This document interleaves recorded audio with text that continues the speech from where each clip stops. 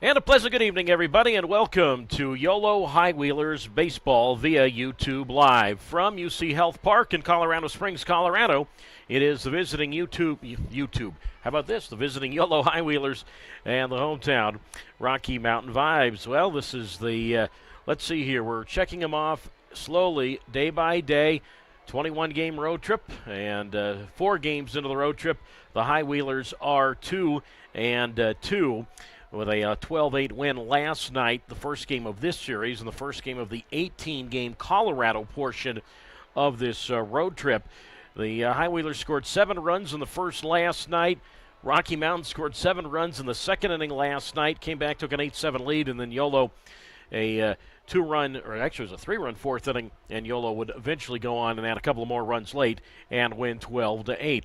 So the High Wheelers come into tonight at 31-28 overall, 8-5 in the second half. Rocky Mountain is at 26-33 overall and 5-8 in the second stanza.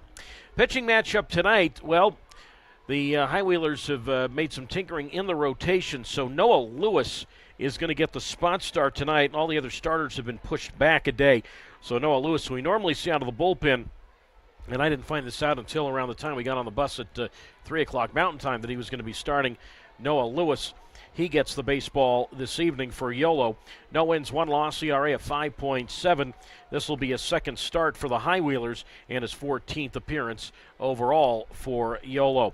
Meanwhile, for Rocky Mountain, it'll be left-hander Kelsey Ward. He gets the baseball. 2 wins, 3 losses, and an 8.39 earned run average. So, game 2 of this 6-game series on still a warm night for baseball. It was still very hot here today. I know those of you who follow the High Wheelers and those of you in the Central Valley don't want to hear about it, but it is still hot here, which hot means here in the low 90s. But once in a while you get a little rain in this time of year in Colorado Springs, but not the case here. I don't think we're expecting any sort of rain this week. It'd be nice to see some rain. I don't mean during a game. I certainly don't want to rain out. That's not what I meant, but maybe an afternoon shower just to switch things up for us from California. But anyway, that is the matchup here this evening. All right, let's go right to the starting lineups now. First for the visiting Yolo High Wheelers and manager Billy Horton. Again, 31-28 overall and 8-5 in the Pioneer League's second half. Leading off and playing center field is Braylon Skinner. Batting second and at shortstop, Bobby Leday. The designated hitter is Jose Gonzalez, and he hits third. Hitting cleanup and at first base, Alejandro Figueiredo. The fifth place hitter is the right fielder, Tanner Smith. Hitting sixth and in left field, David Glancy. Braden Blackford bats seventh. He's at third base. The second baseman, slotted eighth, is Kirkland Banks, and rounding out the lineup batting ninth is the catcher, Angel Mendoza, with the right-hander Noah Lewis on the mound. So again for Yolo and manager Billy Horton, it's Skinner, Leday, and Gonzalez, Figueiredo, Smith, and Glancy, Blackford, Banks, Mendoza, and the right-hander Noah Lewis on the mound. For Les Lancaster's Rocky Mountain Vibes at 26-33 and 5-8 in the second half. Leading it off and playing center field, Austin Davis. Batting second at second base, Ernie Yank. Hitting third, the shortstop, Josh Day. The powerful Steven Rivas, 23 home runs, bats cleanup, and he's in right field. Trevor Halsem is in left field, batting fifth. Mason Minzy, the former High Wheeler, hits sixth. He does the catching. Logan Williams is the designated hitter, batting seventh. Carter Mize, his first start of the series, bats eighth. And he's at first base and hitting ninth. And at third base, Dane Toffland with the left-hander Kelsey Ward on the mound. Again, for the Rocky Mountain Vibes and manager Les Lancaster, it's Davis, Yake, and Josh Day, Rivas, Halsman, Minzy, Williams, Mize, Toffland, and the right-hander, or I'm sorry, the left-hander in Ward on the mound. The starting lineups here this evening. All right, we're going to send it down to the field now for the playing of the national anthem.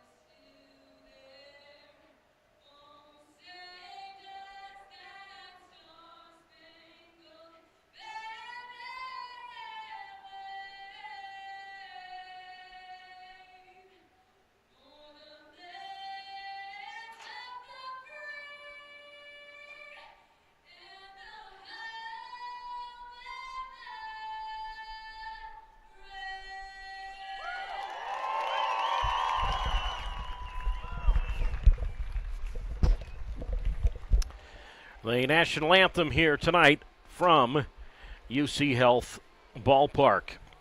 We've already given you the starting lineups.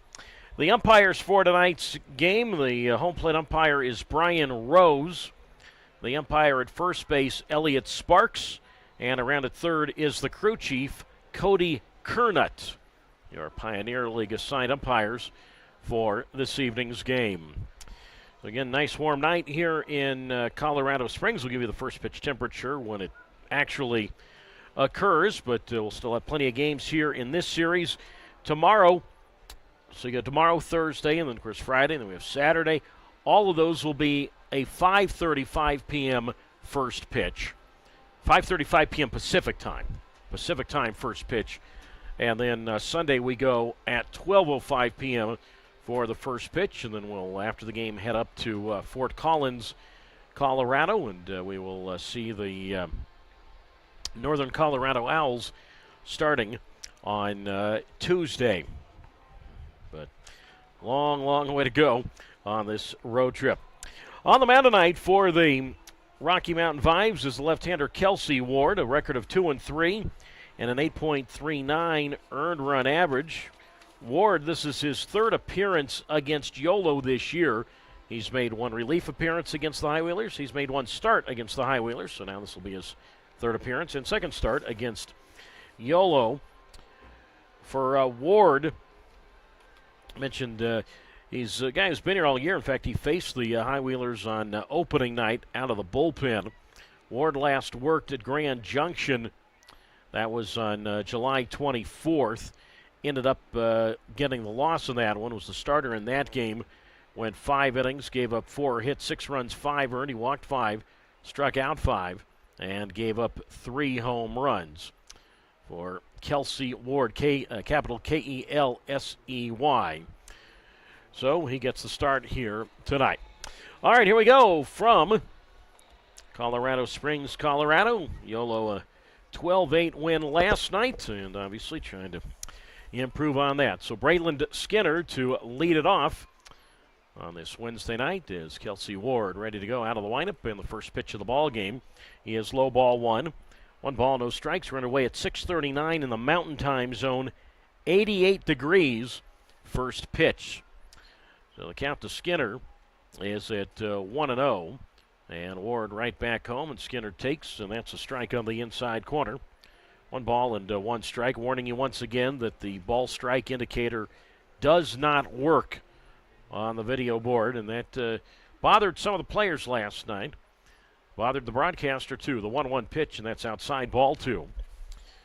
And the count's now 2 balls and a strike to Skinner. Opens tonight at 305, 4 homers, 34 runs batted in. Walked to open the game last night, which led to that 7-run first inning. The 2-1 pitch outside, and that's ball 3. And the count's now at 3 balls and a strike, so it led to the 7-run first. 5 walks in that inning by Rocky Mountain starter Eric Johnson. The 3-1 here, and that slap to the right side. Far to his right, Mize, and the first baseman, so to the pitcher. Ward covering by an inch, and maybe even closer. Skinner is out. Now the first baseman, Mize, had to move far to his right, and obviously the pitcher, Ward, had to hustle over there. And you have not only the speedy Skinner, but remember, he's a left-handed batter, so he already has a little bit of a start toward first base.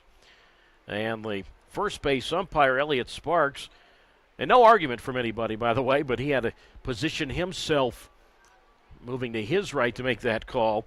And Skinner is out by a string of dental floss to open the game. 1 out, and now it's Bobby Leday who fouls one to the backstop, strike 1. No balls and 1 strike to Leday. Well, Leday comes up at .333. He has 10 home runs, and he has a team high 53 runs batted in. Normally we would see Braylon Marine in this spot, the number 2 spot in the order, and also at shortstop. Marine suffered a bit of a thumb or a right hand injury last night during the game, so not in the lineup tonight. Could be back tomorrow. As the pitch to Leday goes all the way to the backstop, ball 1. 1 ball and 1 strike. So that's why Marine was pulled from the game last night early and did not take batting practice. I mean, he was here. He was actually in It would be a batting practice pullover, but anyway, he just had his hand worked on, and hopefully by tomorrow he'll be ready to go. The 1-1 pitch, and Ledet taps this one towards second, far to his left. Yake, and the second baseman's throw from the lip of the outfield grass over to Mize at first retires Ledet. 2 up and 2 down as the sun trying to fight its way through here. A little bit of overcast when the game started. And we're only talking, about 5 minutes ago. But it is sunnier now. So 2 out, and now it's Jose Gonzalez's turn. Gonzalez, 362, 12 homers. That's a team high. And he has 52 runs batted in. And the pitch is outside from Ward, ball 1. 1 ball and no strikes to Gonzalez. A 2-run double last night with 2 out in the 4th inning. And who would have thought that at that time it was going to make the difference in the game, but it did. As the 1-0 here, high fastball, swing and a miss, strike 1. And the count's at 1 ball and 1 strike. No score, top of the first, Yolo and Rocky Mountain. Outfield medium depth straight away. Ward out of the windup and the pitch, and that's low and in, ball 2. So the count moves now to 2 balls and 1 strike to Jose Gonzalez with Alejandro Figueiredo on deck. Ward, deliberate windup and the pitch, and Gonzalez a foul to the screen. Strike 2, 2-2. I mean, at the time it was 8-7 Rocky Mountain. It was in the 4th inning, and you're figuring the way that game started, meaning the first few innings, okay, Gonzalez gives Yolo the lead. You didn't think that the score was going to hold up, and, well, it did. A windup and the pitch, and that is high for a ball. So 3 balls and 2 strikes. I mean, Rocky Mountain had 8 runs by the end of 2 innings. And as I said, there's no way that they were going to just stop at 8, and they did. 3-2 here. Strike 3 called outside corner. Gonzalez would like that challenged. So we'll keep it here until we have a verdict. Rocky Mountain is walking off the field, and indeed it's been confirmed as strike 3. So first strikeout for Ward. And Yolo, who scored 7 runs in the first last night, doesn't get a base runner in the first tonight. Nothing across after half an inning from Colorado Springs. Yolo nothing. Rocky Mountain coming up on YouTube Live.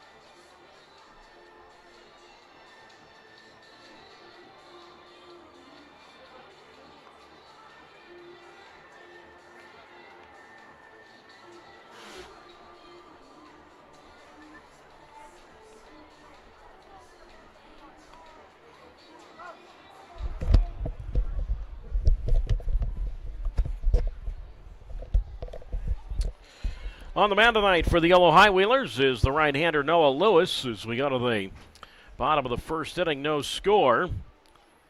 And Yolo will not get home until August 20th when we will see the Boise Hawks for 12 in a row, not all at home, but 6 in Yolo and 6 in Boise, 6 in Davis, of course, and then 6 in Boise.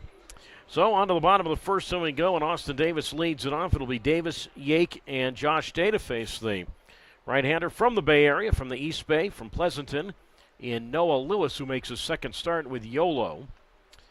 Three-quarter windup, and the first pitch on the way to Austin Davis is dribbled out along the first base side of the chalk, just along the first base line. The catcher, Mendoza, pounces on the ball quickly and throws to Figueiredo at first, and Austin Davis is out, one down. So Davis last night in his Rocky Mountain debut after just getting traded from Oakland had 4 hits for the Vibes. He was 4 for 5, and tonight makes an out on a little dribbler up along the chalk first base side, barely, probably more than 30 feet, if even that, from home plate. Now it's Yake, and he takes inside ball 1.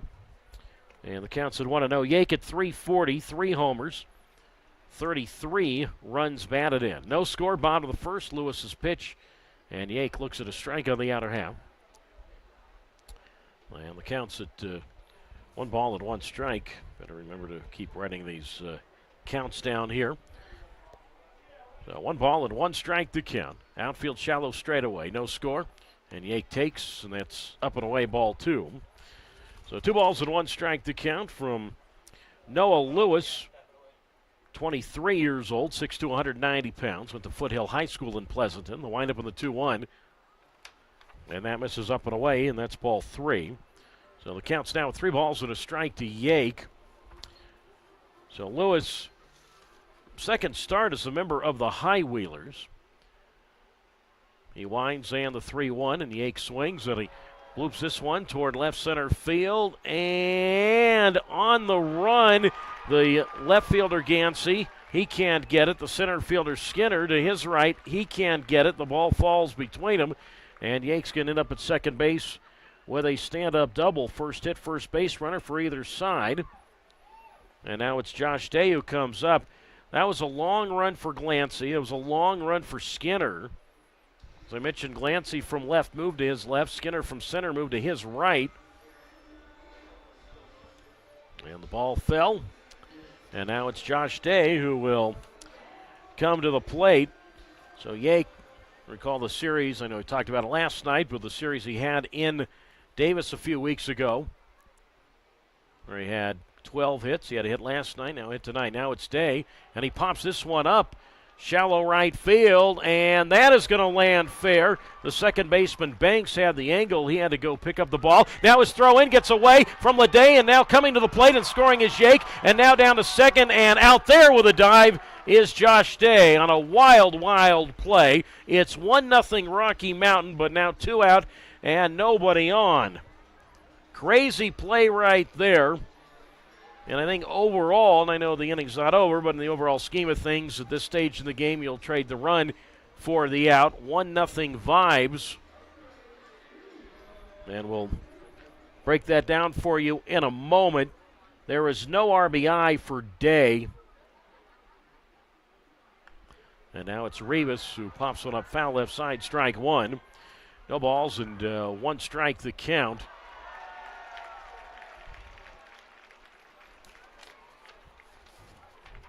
Rivas, 323, team high 23 homers, and already up to 85 RBIs. And he takes outside for a ball. 1 ball, 1 strike. Single to right for Day, and then Banks on his throwback in toward the infield got away from the shortstop Leday. So Yake scored on the error, the throwing error, as Rivas takes low ball 2, 2-1. And then when the throw came to the plate trying to get Yake, Day tried to go to second, and he was out there 2-6 as Rivas swings, and he pops this one up shallow left field, and out goes Leday, who makes almost a snow cone-like catch. So we've seen 3 pop-ups here tonight that have been, I don't want to say adventures, but certainly balls that have either fallen in or, well, maybe the case the last ball hit a bit of an adventure. We'll score the end of that play when we get back. 1 run, 2 hits. There was 1 error, and nobody left after 1. It's Rocky Mountain 1 and Yolo nothing on YouTube Live.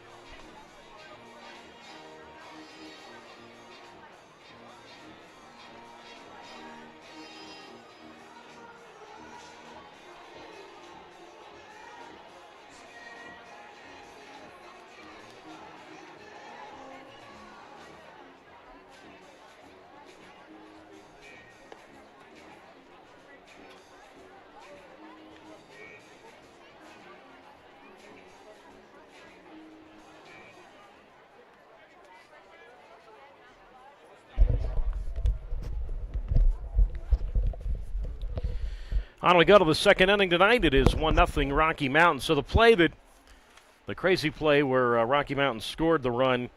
Again, Josh Day gets a single to right. That moved Yake to third, and then the throw to second base on the throw back into the infield by the second baseman Banks from shallow right. That got away from the shortstop Leday, and seeing that, Yake scored. Leday's throw home was to the catcher Mendoza, who then threw to second base and got Josh Day. A 1-0 pitch from Ward to Figueiredo, and that's down the middle, strike one. And the count's at 1-1 strike. So single to right, no RBI for Day. Yake scored on the E4 by Banks, and then on the throw that eventually came to the plate, Day was out at second, 2-6. The catcher Mendoza to the shortstop Leday. Swinging a high chopper off the plate towards second. Barehand grab by Yake, and still plenty of time to throw to Mize at first.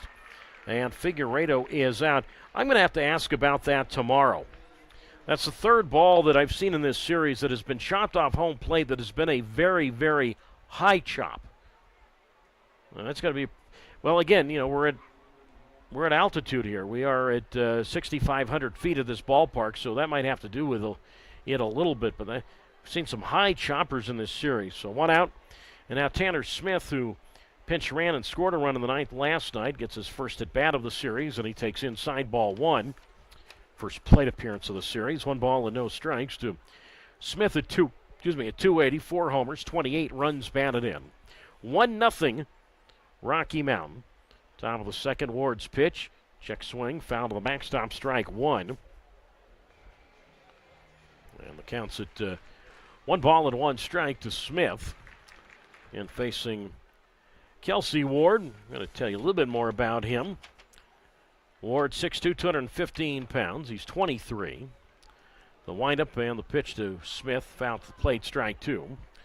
And the count moves to 1 ball and 2 strikes with a 1-0 Rocky Mountain advantage. Ward is from Southeast Florida. He's from Vero Beach. Went to Embry-Riddle University. That's on the east coast of Florida. The windup and the pitch to Smith. And Tanner is hit with it. Got him look like in the right ear flap. He's okay, appears to be okay, as he slowly walks down to first. He never fell. Just slowly walking and glancing. I don't know if he's glancing at Ward or glancing out of the field. But Smith is at first base, and he is the first base runner tonight for the Yolo High Wheelers.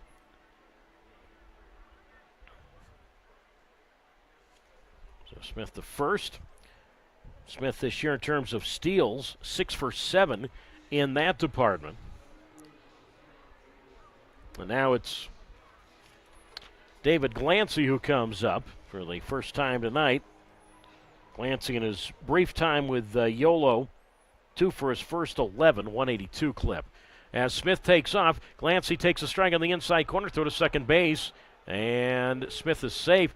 Throw appeared to be, and I say on line, not necessarily literally on line from the catcher Minzy to the second baseman Yank, but appeared to be in time, and it looked like Smith was going to slide right into the attempted tag of Yake, but the ball came out of Yake's glove, so give Tanner Smith a steal of second. Count to Glancy is at no balls and one strike. Smith, that's his seventh steal now, as Glancy a big swing and a miss at a high fastball, and that's strike two.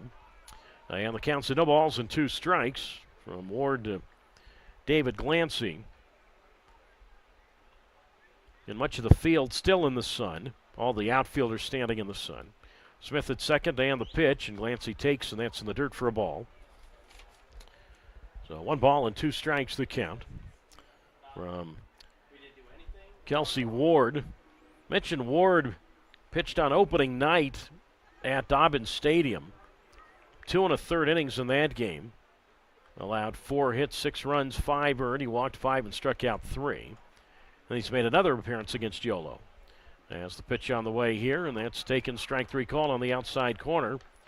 And Glancy is out, and that's the second strikeout for Ward. So 2 away. Smith holds at second base. 1-0 Rocky Mountain. We are in the top of the second. And now Braden Blackford comes up. The other appearance that Ward had against Yolo was in a start July 10th. And that was a 6-2 loss. Not only for Rocky Mountain, but a 6-2 loss for Ward, as the pitch on the way is outside ball 1. And the count's at 1 ball and no strikes.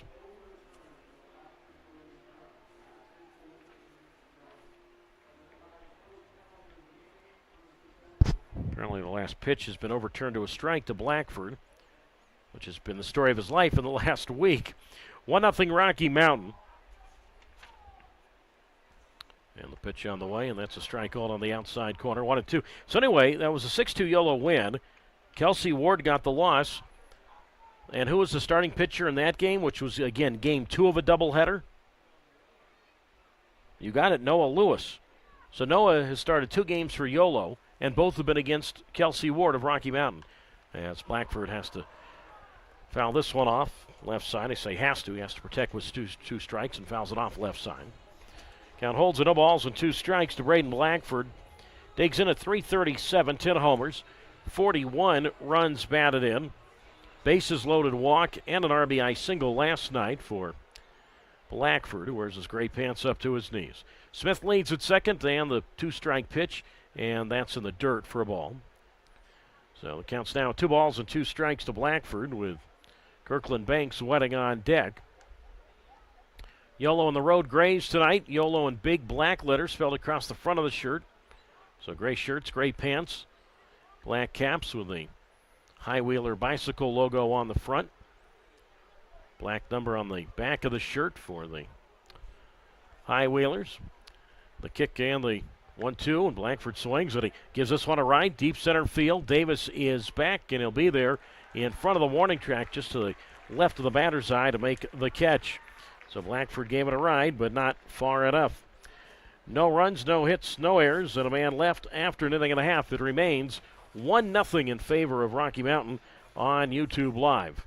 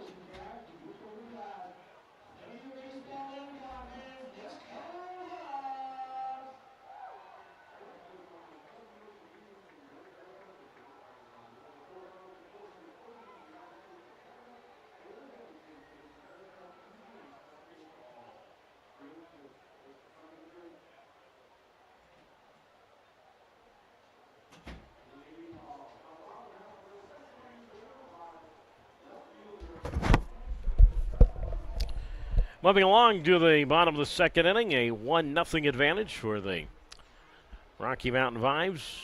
And Trevor Halsema leads it off, facing Noah Lewis, whose first pitch is up and in, ball one. And the count is at 1 ball and no strikes. So it's Halsema, Minzy, and Williams. 5, 6, and 7 as Halsema takes, and that is low and in for a ball. So 2 balls and no strikes to count. Halsema his second game with Rocky Mountain. The windup by Lewis and the pitch, and Halsema swings, and he lines one to center field. And to make the catch of the low liner, the center fielder Braylon Skinner, 1 out. And that'll bring up the catcher Mason Minzy. So Noah Lewis, his last couple of outings has struggled, and both those games were against Oakland.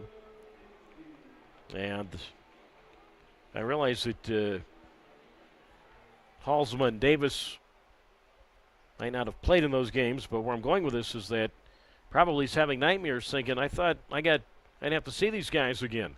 Pitch on the way to Minzy, and that's a strike called on the outside corner.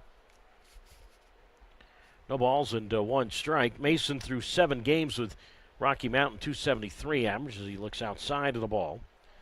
And the count moves to 1 ball and 1 strike. Minzy a base hit last night on that 7-run Rocky Mountain second inning. Right now the score is 1-0 Rocky Mountain, bottom of the second. The windup and the pitch. High fastball, swing and a miss, strike 2. And the count moves to 1 ball and 2 strikes. With the designated hitter, Logan Williams, on deck. Third baseman Blackford back of the bag, well off the line. The kick in the 1-2. Breaking ball just off the plate, ball 2. And that moves the count to 2 balls and 2 strikes. But yeah, Lewis in his last couple of appearances has given up 9 runs over 5 1/3 innings. The kick in the 2-2 off the plate, and that's ball 3. 3 balls and 2 strikes. So both those outings, as I just mentioned, were against Oakland. Last appearance was July 27th. At Oakland. 3-2 here to Minzy. Ground ball foul up along first 3 and 2. And I do know that in that game, Halsema and Austin Davis did not play because they were kind of in limbo. They were still in the midst of being traded. 1-0 Rocky Mountain, bottom of the second. The windup and the pitch. And that's outside, ball 4. So Lewis loses Minzy. So Mason will go down to first base. First walk allowed by Noah Lewis this evening. 1-0 Rocky Mountain, and now Logan Williams will come up. And that game on July 27th, that was that Saturday game in Oakland, which the Ballers won 17-3. Lewis in that one worked 3 1/3 innings, gave up 8 hits, 7 runs, 5 earned, a walk, a couple of strikeouts, allowed a wild pitch, a homer, and a hit batter. Now it's Logan Williams, and the former Ogden Raptor looks outside, and that's ball 1. And the count moves to 1 ball and no strikes.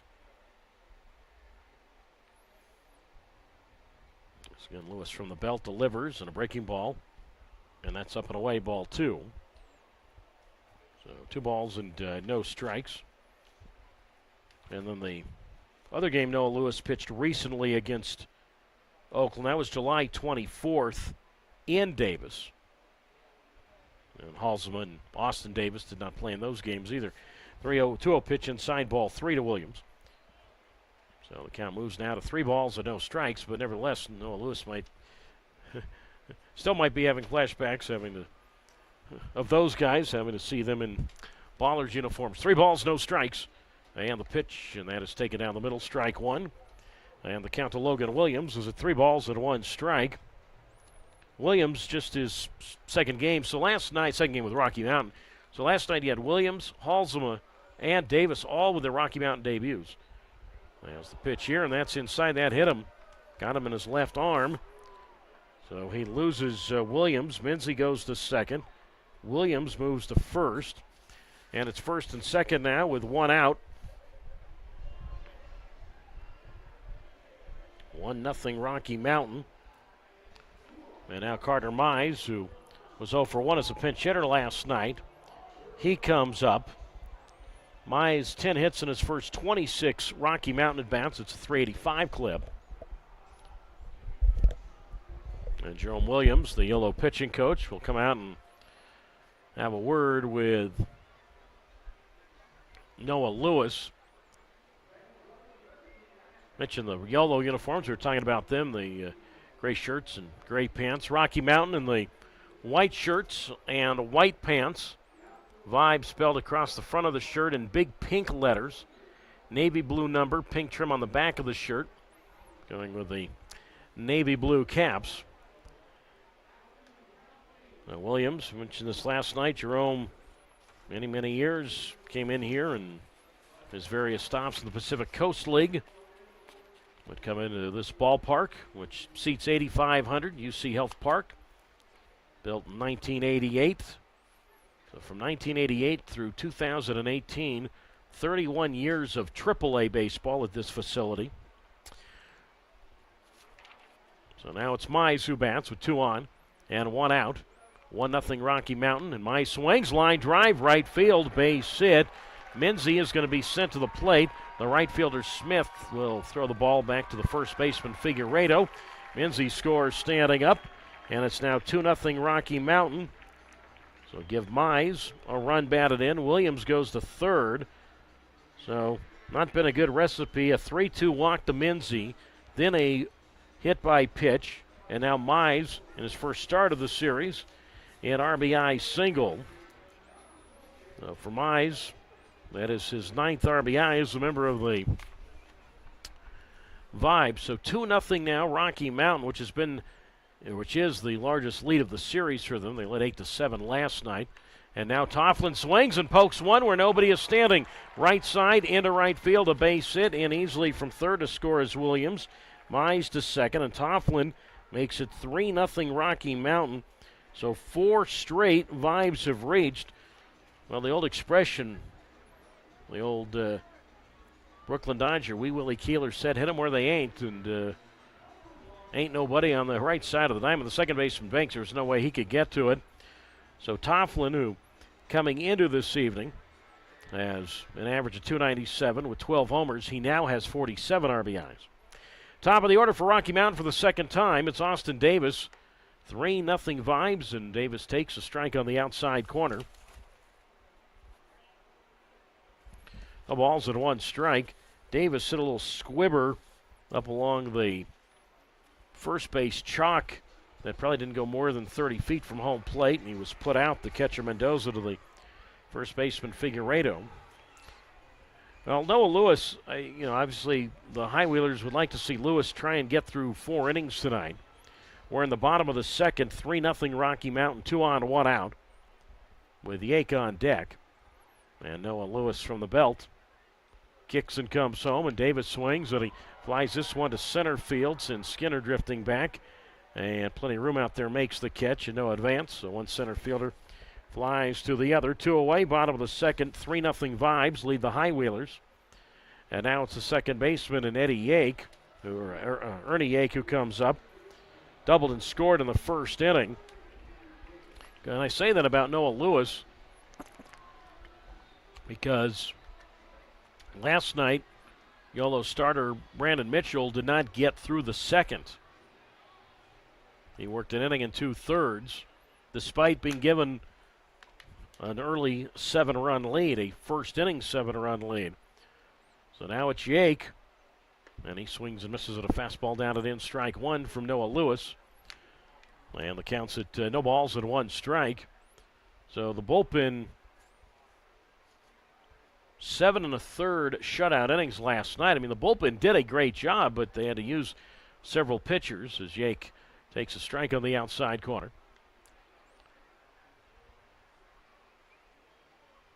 So the count moves to 0-2 with Mize at second and Tofflin at first. And Lewis's pitch, and Yake swings and hits one foul up along first. And the count remains at no balls and 2 strikes. I mean, last night, Reed Garland was the second pitcher in. He ended up being the winning pitcher, 2 2/3 innings. And then after that, it was Jack Zalaski, and then Chris Englund, and then Connor Langrell. 1-2 pitch, and Yake another foul ball up along first. 1 ball, 2 strikes. It is 3-0 Rocky Mountain. Despite the scoreboard saying 1-0, I suppose if the scoreboard has 1-0, you'll take it if you're a High Wheeler, but we all know it's 3-0, and here in the bottom of the second. The kick and the 1-2, and that's outside, ball 2. So the count moves down to 2 balls and 2 strikes. The former Twin farmhand, Gonzaga alum, and Ernie Yake. So Mize at second, Tofflin at first. And Noah Lewis ready to go. Kicks and the 2-2, and Yake swings, and he flies this one to left field. Glancy in the sun drifting back, and David Glancy, the left fielder, makes the catch. 2 runs for Rocky Mountain on 2 hits, no errors, and 2 left.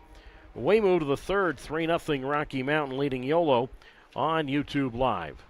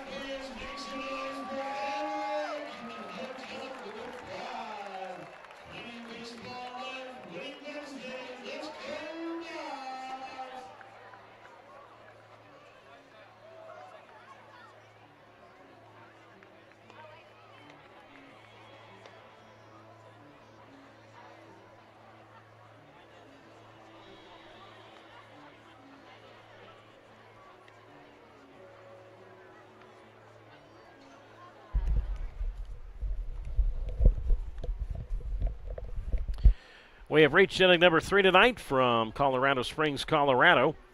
And it is 3-0 in favor of Rocky Mountain. Doug Greenwald with you on YouTube Live. Glad you can join us for High Wheelers Baseball. We'll be on YouTube Live all throughout this road trip. So Kirkland Banks leads it off. It'll be Banks, Mendoza, and then the top of the Yolo order for the center fielder Skinner.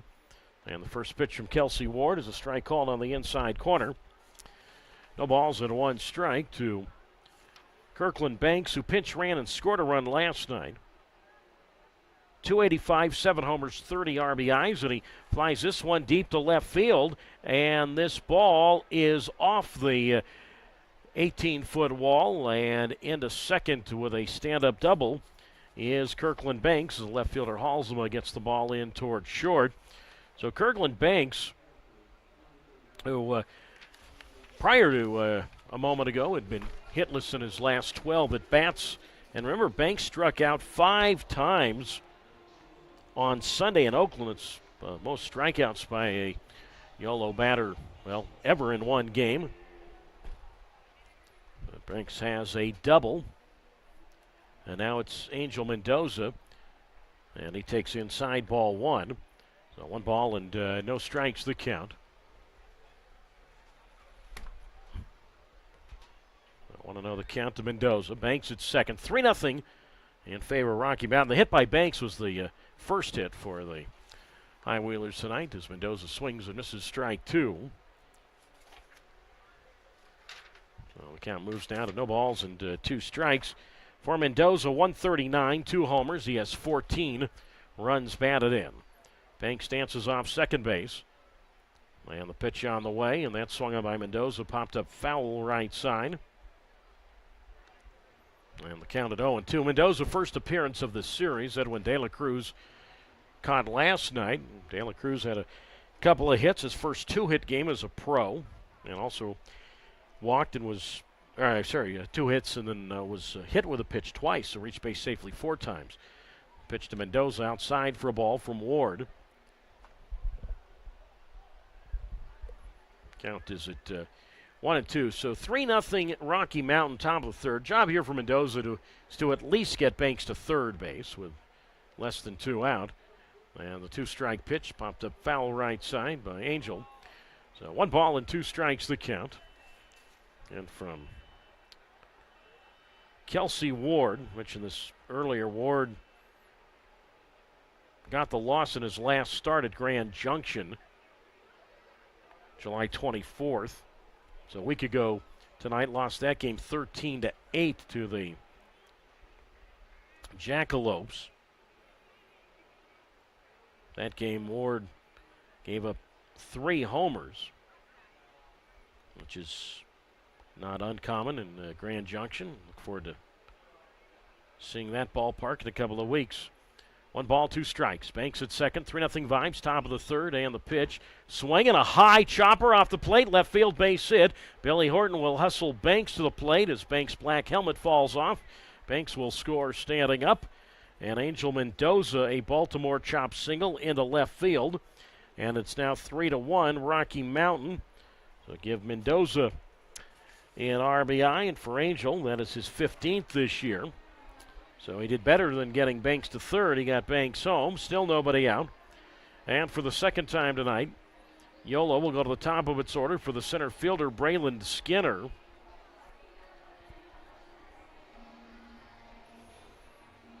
Skinner grounded out to the first baseman, Mize, who threw to the pitcher, Ward, and got to Skinner by an inch to open the game at first. Now Skinner, a big swing and a miss, strike 1 is the tying run. And the counts at no balls into 1 strike to Braylon Skinner. And a 3-1 lead for the Vibes, top of the third inning. Mendoza at first and the pitch, and Skinner takes that's in the dirt for a ball.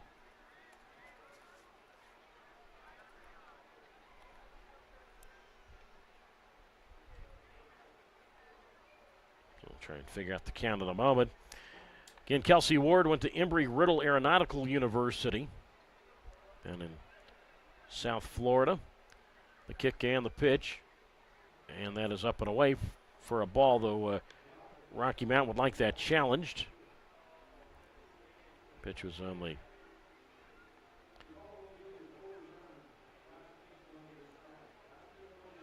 well, the last pitch has been overturned to a strike. I guess that's strike 2 to Skinner. I know some of the batters I've been keeping the ball striked on, but as I said, I talked to one High Wheeler player before the game tonight, and it was confusing for everybody that the ball strike indicator does not work here. Pitch to Skinner, that's outside for a ball. And I said to this player, I said, well, it's confusing for the broadcasters as well. Mendoza, the runner at first base, being held on by Mize. Outfield around to the left. 3-1 Rocky Mountain, top of the third, and the pitch, and Skinner fights this one off foul. The count stays at 2 strikes to Braylon Skinner. But yeah, Embry-Riddle University, Aeronautical School, known as the Eagles. But Ward grew up, mentioned in South Florida, was born in Fort Lauderdale, grew up in that area. The kick and the pitch, and that's popped up foul left side. But Skinner graduated high school in 2019, earned 5 varsity letters in baseball. Was an aviation business administration major at Embry-Riddle. The kick and the 2-strike pitch. Swing and a miss. High fastball, strike 3. And Skinner is out. Third strikeout for Ward. Mendoza holds it first. 1 out. And now Bobby Leday will come to the plate. Embry-Riddle, I said it's on the coast of Florida. I'd be a little more specific because Florida does have a pretty big coast. Daytona Beach is where Embry-Riddle University is. Guess there's worse places to go. School, it's a Division II program for Embry-Riddle. So now it's Leday, and he pops one up foul right side, strike 1. And the count's no balls and a strike. Doug Greenwald with you here at UC Health Park. 3 runs, 4 hits, no errors for Rocky Mountain. And despite Rocky Mountain not wanting Yolo to score a run. Yolo does have a run in despite it saying 3-0 on the scoreboard here. The 0-1 pitch, and Leday swing and a miss at a curve down and in, strike two. No balls, two strikes. Leday grounded out to second in the first inning. So Mendoza, again, not a whole lot of speed. The runner at first base being held on by Mize. Mendoza, one steal this year. He's been caught once. So no balls and two strikes the count to Leday. And the pitch, and Bobby takes, and that's up and away, ball one. And the count moves now to 1 ball and 2 strikes. So Leday, again, getting the start at shortstop tonight with Marine out of the lineup, and that is why Kirkland Banks is at second base. Leday, it's his 14th start at shortstop this year. Ward's pitch, and Leday swings and drives it high in the air in the left field. Halsema in the sun, waiting for the baseball, and he makes the catch. And Leday is out, 2 down. Mendoza back to first. Vibes 3, High Wheelers 1. And now Jose Gonzalez comes up for the second time. He struck out looking in the first inning.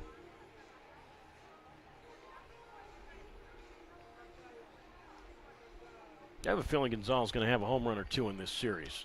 We've yet to see a home run in this series. I know we're only a game and change in. Outfield well around to the left, and Gonzalez takes, and that's outside, ball 1-0. Now Gonzalez, I talked to him before the game tonight. I had asked him if he had ever played a college game or any sort of game at Minute Maid Park in his hometown of Houston. Ward's pitch, and Gonzalez takes, and that's a strike on the outer half.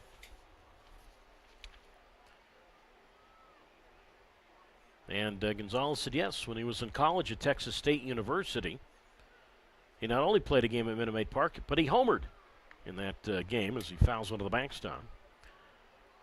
And the count's at 1 ball and 2 strikes. Yeah, Jose told me a game which he played with the Bobcats of Texas State, played Texas Tech. Gonzalez told me he hit one over the bullpen in right field during that game. 1 ball, 2 strike pitch with Mendoza at first. Mendoza takes off, swing ground ball to second base, right at Yake. And he will throw to Mize at first. And Gonzalez is retired. But the High Wheelers chip away. 1 run, 2 hits, no errors, and a man left. We go to the bottom half of the third from the Rocky Mountain State. 3-1, Rocky Mountain leads Yolo on YouTube Live.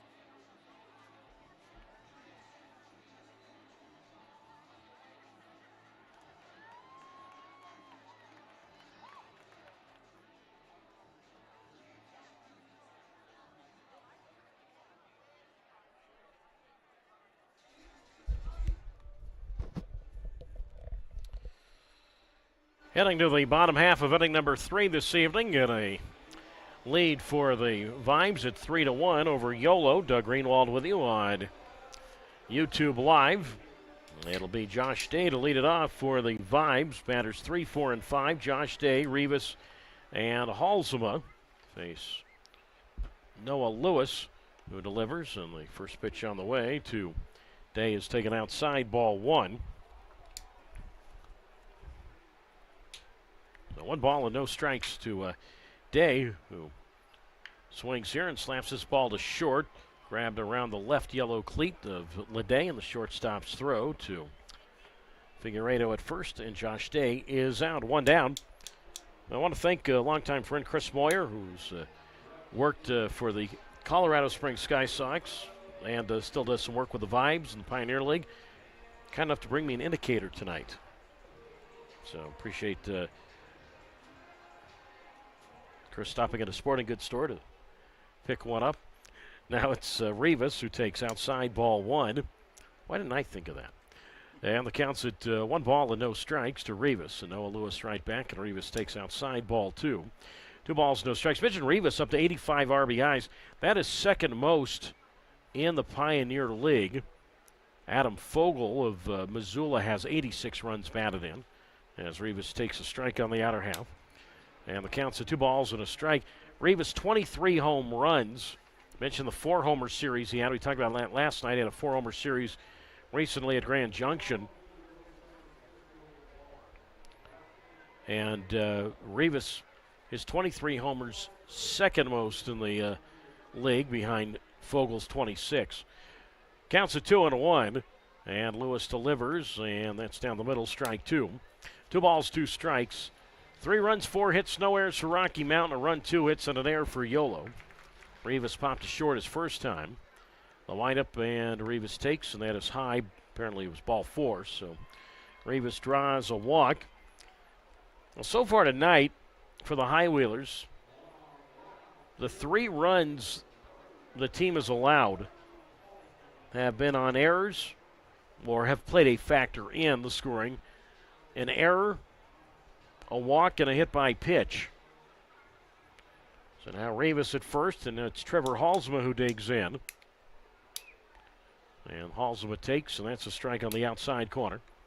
No balls and 1 strike. We're talking about Adam Fogel of Missoula, a guy that, unless Yolo and Missoula play in the playoffs, they will not face each other this year. So, or unless Fogel somehow ends up with another team, Yolo will not see Fogel.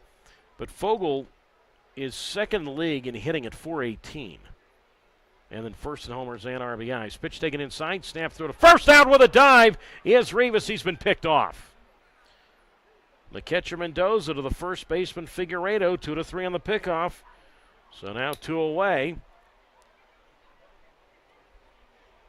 And Les Lancaster, the Rocky Mountain manager, is going to come out and have a discussion with the first base umpire, Elliott Sparks. Not much of a discussion. And Les said his piece, and Sparks stood there and listened, and that sent Lancaster back to the dugout. Count is at a ball and a strike, so 2 out, nobody on, and Halsema takes strike 2 on the outer half. 1 ball, 2 strikes, but Fogel mentioned leading in RBIs, leading in homers, and second in league in average. He could win that Triple Crown, the 1-2, and Halsema takes low and in. Ball 2. So it counts at 2 balls and 2 strikes with a 3-1 Rocky Mountain advantage, top half or bottom half of the 3rd inning. Lights are on here at UC Health Park. So 2 balls and 2 strikes the count. Lewis out of the windup and the pitch, and that's tapped on the ground to the right side. To his left, the second baseman Banks, and he throws from the outfield grass and shallow right to Figueredo at first, and Halsema is out. No runs, no hits, no errors, nobody left. On to the 4th tonight from El Paso County. 3-1, Rocky Mountain out in front over Yolo on YouTube Live.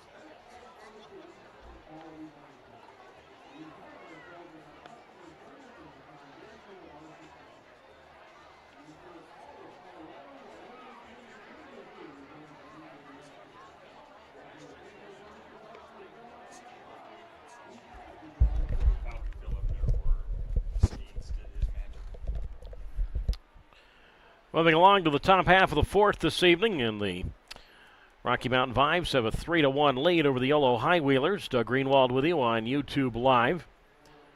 And Alejandro Figueiredo to lead it off against Kelsey Ward. Figueiredo, Smith, and Glancy, middle third of the order.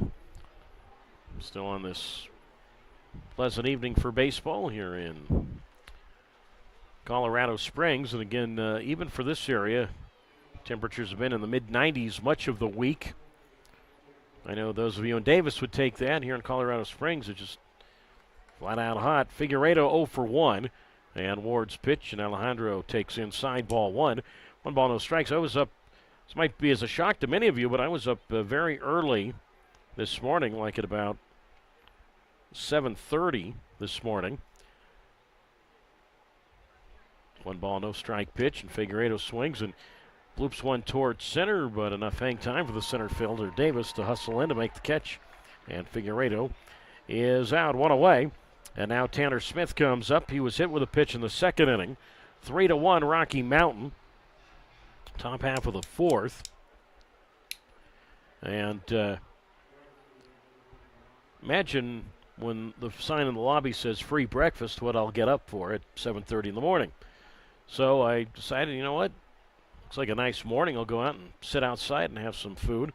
As Smith swings late at a fastball, misses strike 1. 0-1 the count. 3-1 Rocky Mountain leading Yolo. Top half of the fourth. So went and sat outside about 7:30 this morning. Was already in the mid-80s. The windup and the pitch, and Tanner is swinging a miss. Pitch up and away, strike 2. And the count's at no balls and 2 strikes. And then was out and about, obviously around maybe noon. Went back, slept for a few hours, and yeah, no doubt has been pretty toasty around here. So no balls and 2 strikes to count. Big hole out in left center for Smith, who had never been to this ballpark until this series. The windup by Ward and the pitch, and that swung on and hit on the ground deep in the hole at short. Backhand grab by Josh Day. Long throw across, the good stretch by Mize, and Smith is out. Nice play on both ends. The shortstop, Josh Day, had to go deep into the hole to his right. And nice stretch by Carter Mize at first, and Smith, who has speed, but not fast enough there. 2 out. Top half of the fourth inning. It is Rocky Mountain 3 and Yolo 1. And now David Glancy comes up for the second time. He struck out looking in the second inning. So Tanner Smith, among probably, I'd say, majority of the high wheelers, we're talking the last couple of days, as the pitch is a strike called to Glancy on the inside corner. No balls and 1 strike. They got to this ballpark, and they thought this ballpark was one of the nicest they've ever seen. As the 0-1 on the way, and that's outside ball 1. 1 ball and 1 strike. Now, maybe in the Pioneer League it is, and, you know, not only but a good chunk of the high wheelers have not seen the Montana ballparks. The kick and the 1-1, and Glancy flies this one toward right center field to his right, Rivas, and he'll be there to make the catch. So Glancy flies to right, and Yolo goes in order for the second straight inning. We'll talk more about these ballparks when we get back. Nothing across for the high wheelers, done with 3.5. It is 3-1. Rocky Mountain leading Yolo on YouTube Live.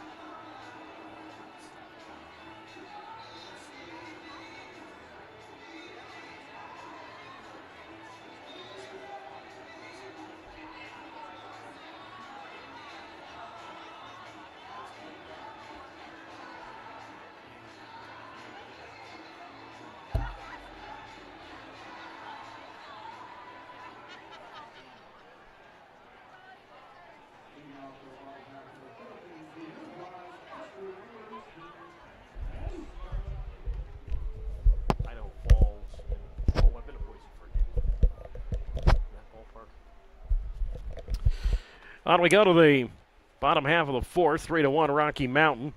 And Noah Lewis's first pitch to Mason Minzy's inside ball one. 1 ball, no strikes. Minzy, Williams, and Mize, 6, 7, and 8. The windup and the pitch. And that's popped up foul left side. So 1 ball and 1 strike. I was talking last inning about this ballpark. And, you know, there's the old expression, I guess this goes anywhere in life, you don't know what you don't know. And a lot of these players, you know, have never been here. The pitch on the way to Minzy, outside ball 2, 2-1. So they got here like, wow, this place is impressive. And I looked at them, and I was talking to Yolo pitching coach Jerome Williams, who'd been here many times as a visiting PCL pitcher, as Minzy takes low and in ball 3 from Noah Lewis. 3 balls, 1 strike, 3-1, Rocky Mountain, bottom of the fourth inning. And Jerome and I kind of shook our heads and laughed, and we both agreed, nah, maybe these players, or maybe in this league, this ballpark's nice, but and I know we're not in the PCL anymore, but this was probably the lower rung of the PCL yards. The 3-1 pitch, way up and away, ball 4. Leadoff walk. So second time Minzy has walked. First time was a 1-out walk, and the second that led to 2 runs. We'll see what happens here as Logan Williams digs in. You know, I'm not, as I said, the ballparks in Montana, which Yolo will not visit at all this year, at least in any regular season capacity. You know, I've never been to the ballpark in Glacier. I have not seen the one in Billings. I've never been to Great Falls. I have looked at the one in Missoula, not for a game, but I have been there just to take a look. Now it's Logan Williams, and he hits this one into left field, a base hit to the right of the shortstop, Leday. Minzy up to second as the left fielder Glancy gets the ball in toward third. And just like that, first and second, nobody out. Bottom of the fourth inning, 3-1, Rocky Mountain. And now it's Carter Mize who digs in. He had an RBI single to right in the second. So I can't really speak for the Montana ballparks. I have been to the Boise ballpark for a game, which I'd have to put toward the lower tier in the league, and maybe that's being kind, phrasing it like that. Obviously, I've been to the 2 Pioneer League California ballparks. Ogden, I have been just to look at the park. I've never seen a game in Ogden. Now it's Mize, and he takes outside ball 1. And the count's at 1 ball and no strikes. But anyway, these players, think came in here, and boy, they were blown away. And they say, yeah, but if you were in the PCL and you saw the other ballparks in that league, and I realize it's a much higher level, I understand that. Not comparable to contrast AAA ballparks to Pioneer League ballparks. And yes, this was once a AAA park, but it was definitely at the lower rung of the AAA parks.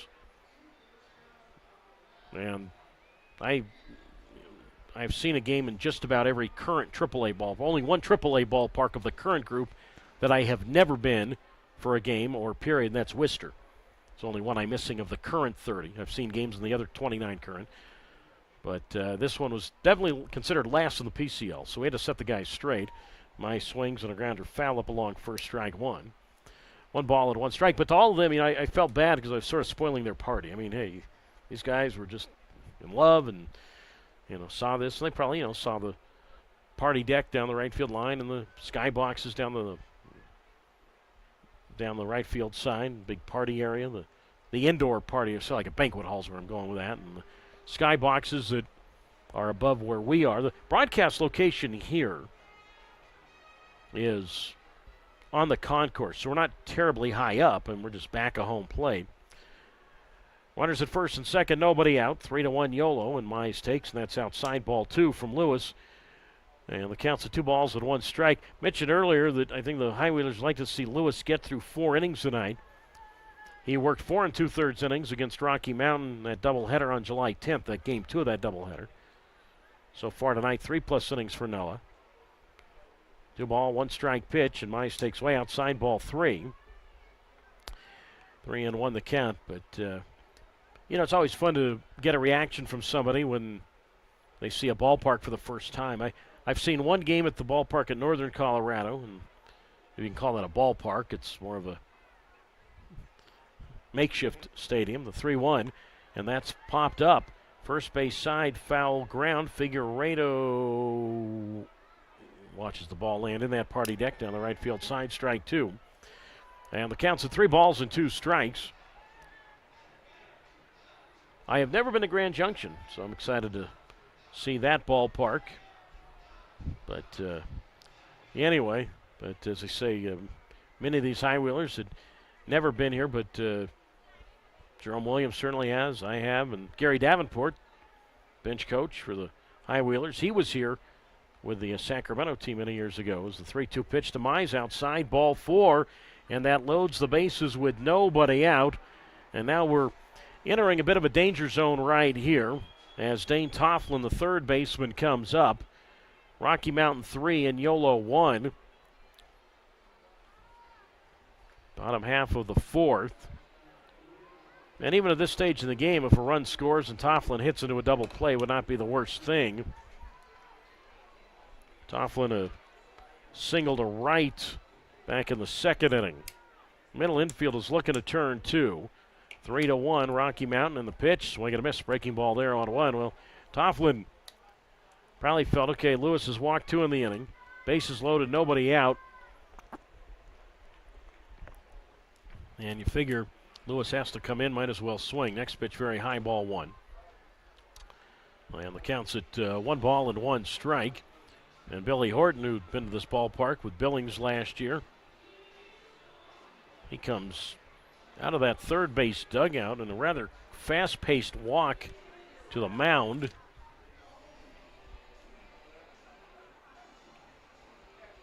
Doesn't look like anybody warming in that Yolo left field bullpen.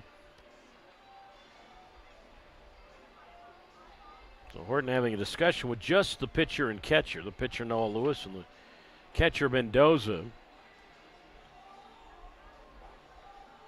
So the runner at third is Minzy. Williams at second. And Mize at first. And Noah Lewis in a heap of trouble right now. Lewis, in his 14th overall appearance for Yolo, his second start. I mentioned both have been against Rocky Mountain. And pitched well in the start against the Vibes, that doubleheader game 2 of that doubleheader a few weeks ago, but got a no decision, didn't go long enough as the pitch way up over the head of Tofflin. Good catch there by the catcher Mendoza. 2-1 the count. Starter, of course, has to go 5 innings to be eligible for the win. And Lewis worked 4 2/3 innings. Runners everywhere, nobody out. 2 balls, 1 strike, and Tofflin takes lone away. That's ball 3, 3-1. And now Lewis, as if he wasn't in trouble enough, is really going to have to come in with 1 right here and hope Tofflin maybe pops it up. The pitch, and Tofflin takes. That's a strike on the inside corner. So it didn't come right down the middle, but good enough for it to be a strike at 3-2. Now Lewis in that game on July 10th allowed 1 run in 4 2/3 innings, struck out 3. He'd like a strikeout here. The 3-2, and Tofflin swings. Ground ball towards second. To his right, bank steps on second for 1. Throws to Figueiredo at first. That's a double play. Now in to score comes Minzy, but I mentioned earlier, as it's now 4-1 Rocky Mountain, that the High-Wheelers more than happy to get that double play in exchange for a run at this stage in the game. So 4-1 Rocky Mountain. Williams moves to third. Mize, of course, is out at second as part of that double play. So 4-3 on the double play. Tofflin does not get credit for an RBI. When you ground into a forced double play, you do not get an RBI, but obviously the run counts. So, and of course, it's not the end of the inning either. I mean, you still have, who knows where this inning could go from here. But for the moment, only 1 run is in. So each time that Minzy has walked tonight, he has scored. So all 4 runs now for Rocky Mountain tonight have been courtesy of either an error, 2 walks, or a hit by pitch. I mean, yeah, the Vibes do have 4 hits, but in terms of what I just mentioned, those categories, those have led to runs. Top of the Rocky Mountain order for the 3rd time for the center fielder Austin Davis. And he takes high from Noah Lewis, ball 1.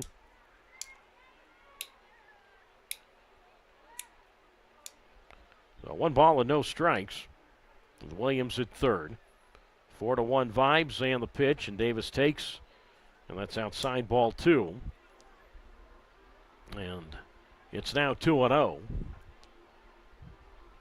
entire field in the shade right now. Lights, as I said, lights pretty much been on since the first pitch. 4-1 Rocky Mountain, and the pitch to Davis. Cued off the end of the bat towards second. Banks hustling to his left. Second baseman up with the ball. Throws to Figueiredo at first. And Davis is out. He's now for 3. So Noah Lewis ought to be thanking his stars right here that only 1 run was allowed in this 4th inning. 1 run, 1 hit, no errors, and 1 left after 4. 4-1 Rocky Mountain leading Yolo on YouTube Live.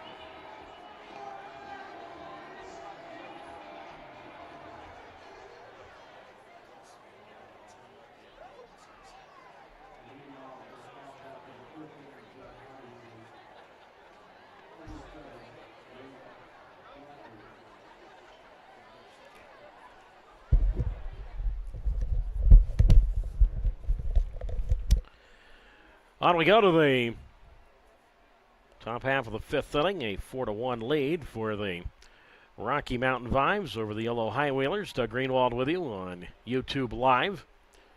And Braden Blackford leads it off for Yolo. Blackford, Banks, and Mendoza, 7, 8, 9, and Kelsey Ward's pitch.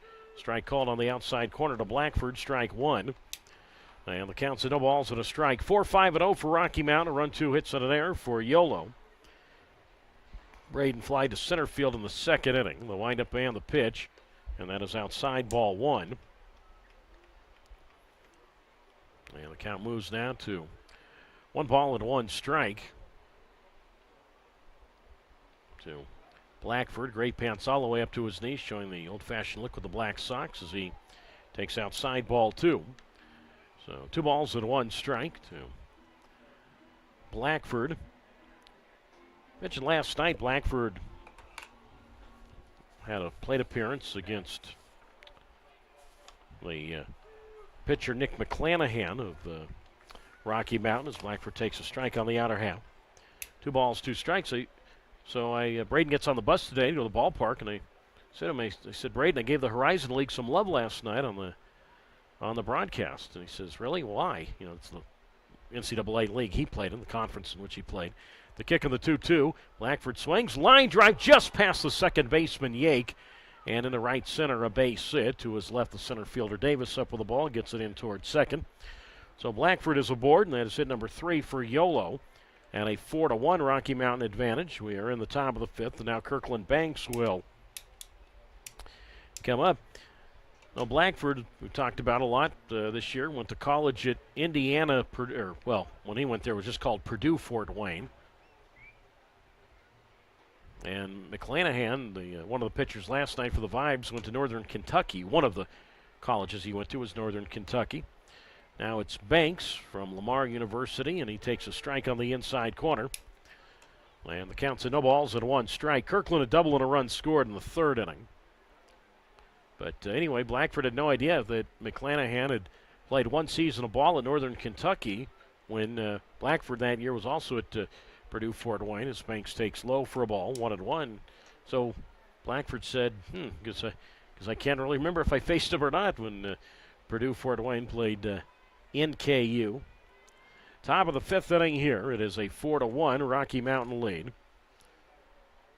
And Ward kicks and delivers. And Banks pops it up softly, foul right side, strike 2. And the count moves to 1 ball and 2 strikes. To Banks, who snapped an 0 for 12 drought with that leadoff double to left. Outfield straight up for Kirkland Banks. Blackford at first, and being held on by Mize. And the pitch on the way to Banks. Jammed with that one, fists it foul up along first. And the count remains at a ball and 2 strikes.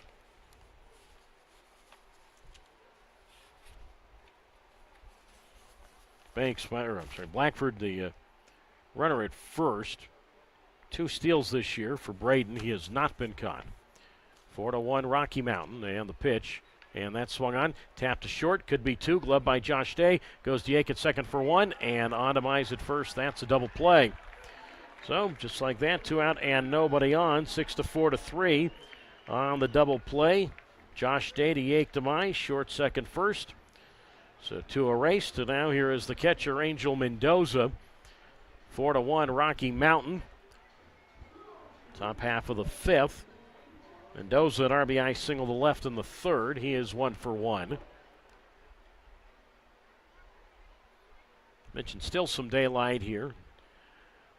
Pitch on the way to Mendoza, and that's low ball 1. So 1 ball and no strikes. On deck, the top of the order, and the center fielder and Braylon Skinner. Ward deliberate windup, and Mendoza takes that strike 1 on the inside corner. And the count moves to 1 ball, 1 strike. So Colorado Springs are obviously, like much of Colorado, known for its mountain range.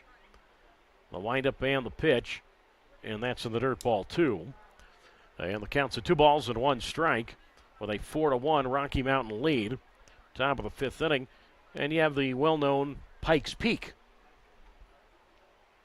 here in Colorado Springs. The 2-1 on the way, and that's low ball 3, 3-1, and you go along Interstate 25, cuts right through the heart of Colorado Springs, and you can easily see the beauty of the mountains.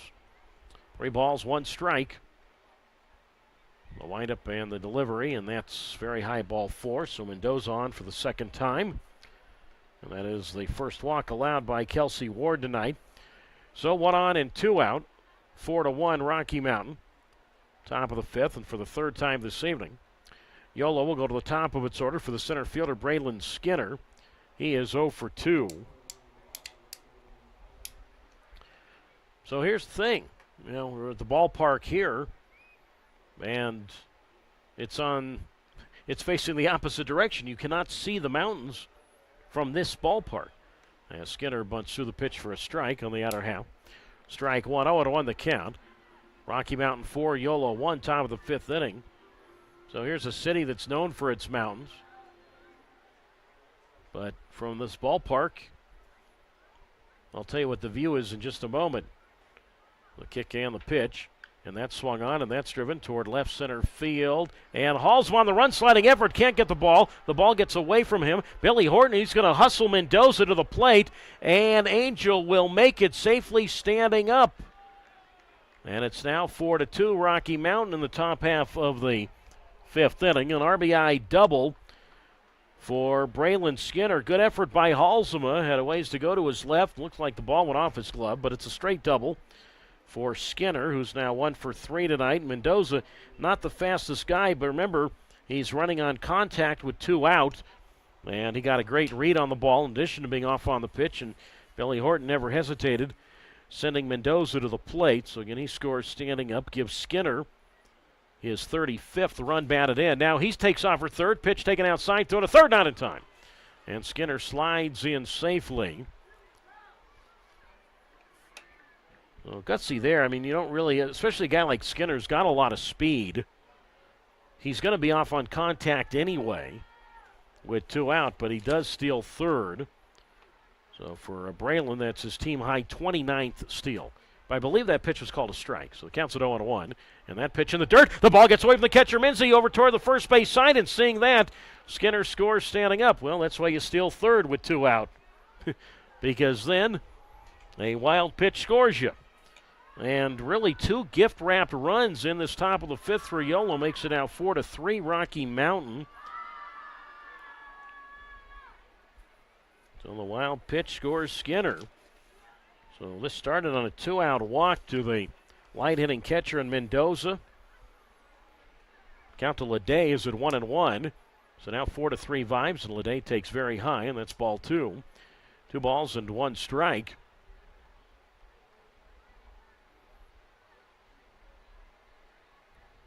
So 4-3 in favor of the Vibes. Leday 0 for 2 tonight. Ward out of the windup and the 2-1, and that's very high. Actually, the count was apparently 3-1, so I guess that first pitch was called a ball. A lot of things happened on that first pitch with Skinner stealing third, and I thought the umpire ruled strike. Regardless, it's ball 4, so that is a walk. And now, before you know it, you look up, and the possible go-ahead run comes to the plate. And the pitching coach for Rocky Mountain, Mark Goodman, is out to talk to Ward. Trying to see if anybody's been warming for Yolo.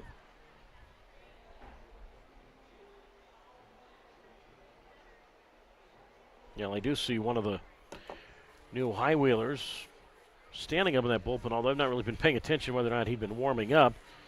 But the UC Davis alum, the left-hander Andrew LaCour, is standing on the mound out there. I don't know if he has been warming.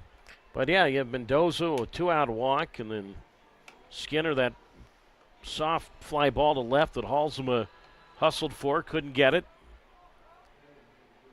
Ball went off his glove. Mendoza came around to score, and then Skinner steals third, and the wild pitch scores him, and then a walk to Leday. So, Leday at first, and now Gonzalez comes up. Leday, the tying run at first base.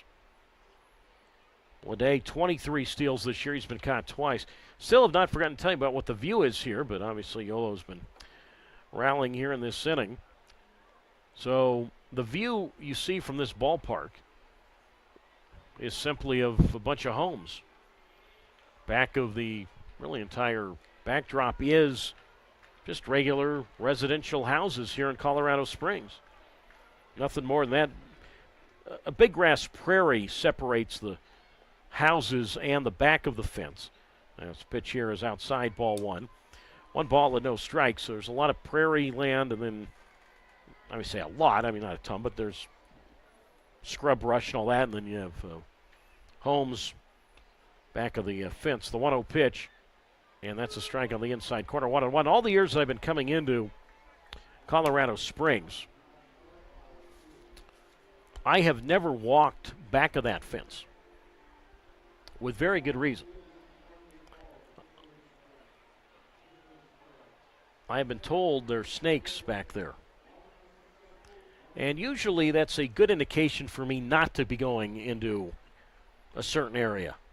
I'll stick to where the people are in the main structure of this ballpark. 1 ball, 1 strike pitch with Leday at first, and that is outside for a ball.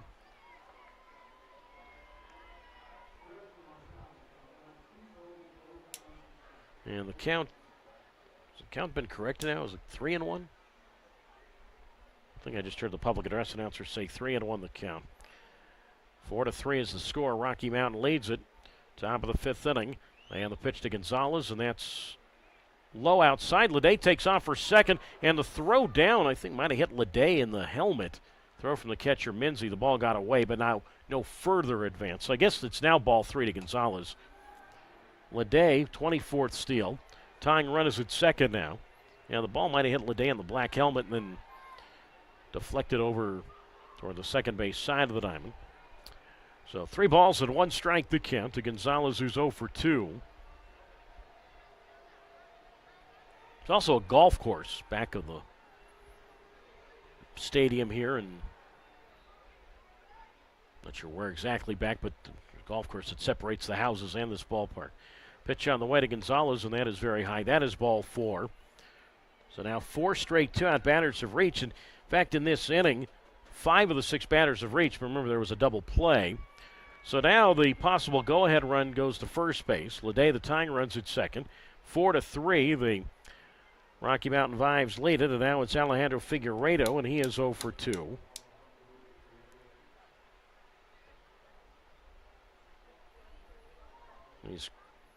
I say grounded to second. Again, he's one that chopped the ball off the plate that turned into a ground ball to second.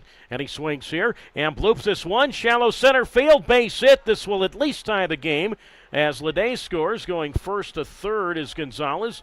And Figueiredo makes it 4-4 now. RBI single for Figueiredo. That's his 13th run batted in a Yolo uniform. So well, of course, Ledet would have been at second anyway, but the steal by Ledet helped set that up. So Figueiredo, his first hit tonight. Gonzalez moves first to third. Figueiredo mentioned 12 RBIs in a Yolo uniform. Overall, 33 RBIs this year in the Pioneer League. The other 21 in Billings. Now it's Tanner Smith who takes outside ball 1. 1 ball, no strikes. There was nothing the shortstop Josh Day could do. And eventually the center fielder Austin Davis came in and grabbed the ball to get it back in. 4-4 now. Top of the 5th, and Smith swings. Grounds this ball, slowly hit toward third to his left, Tofflin, and he'll throw across to first. And a good stretch there by Mize. And Tanner Smith is out, but the Highwheelers sent 8 to the plate in the 5th inning and tied the game. 3 runs, 3 hits. There were no errors, and 2 men stranded. New game. We go to the bottom of the 5th, halfway done. It's now 4-4. Yolo and Rocky Mountain on YouTube Live.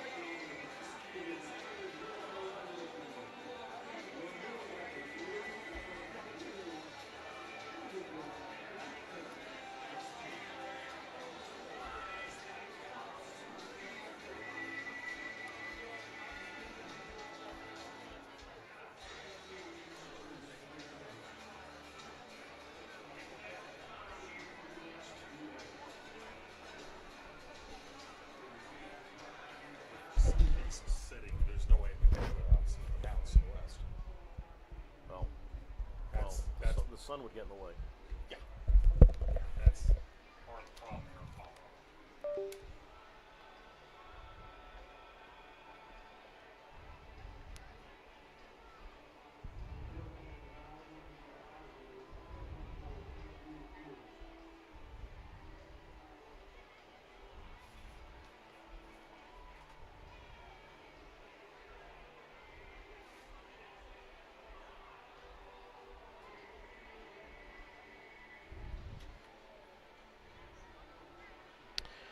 Halfway done as we go to the bottom half of the 5th inning. And it is a 4-4 ball game. Doug Greenwald with you on YouTube Live. And now we are going to see the professional debut and the first ever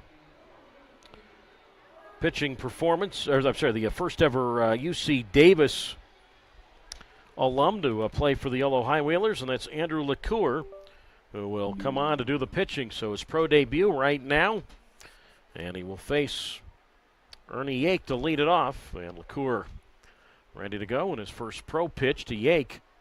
And that is low ball one.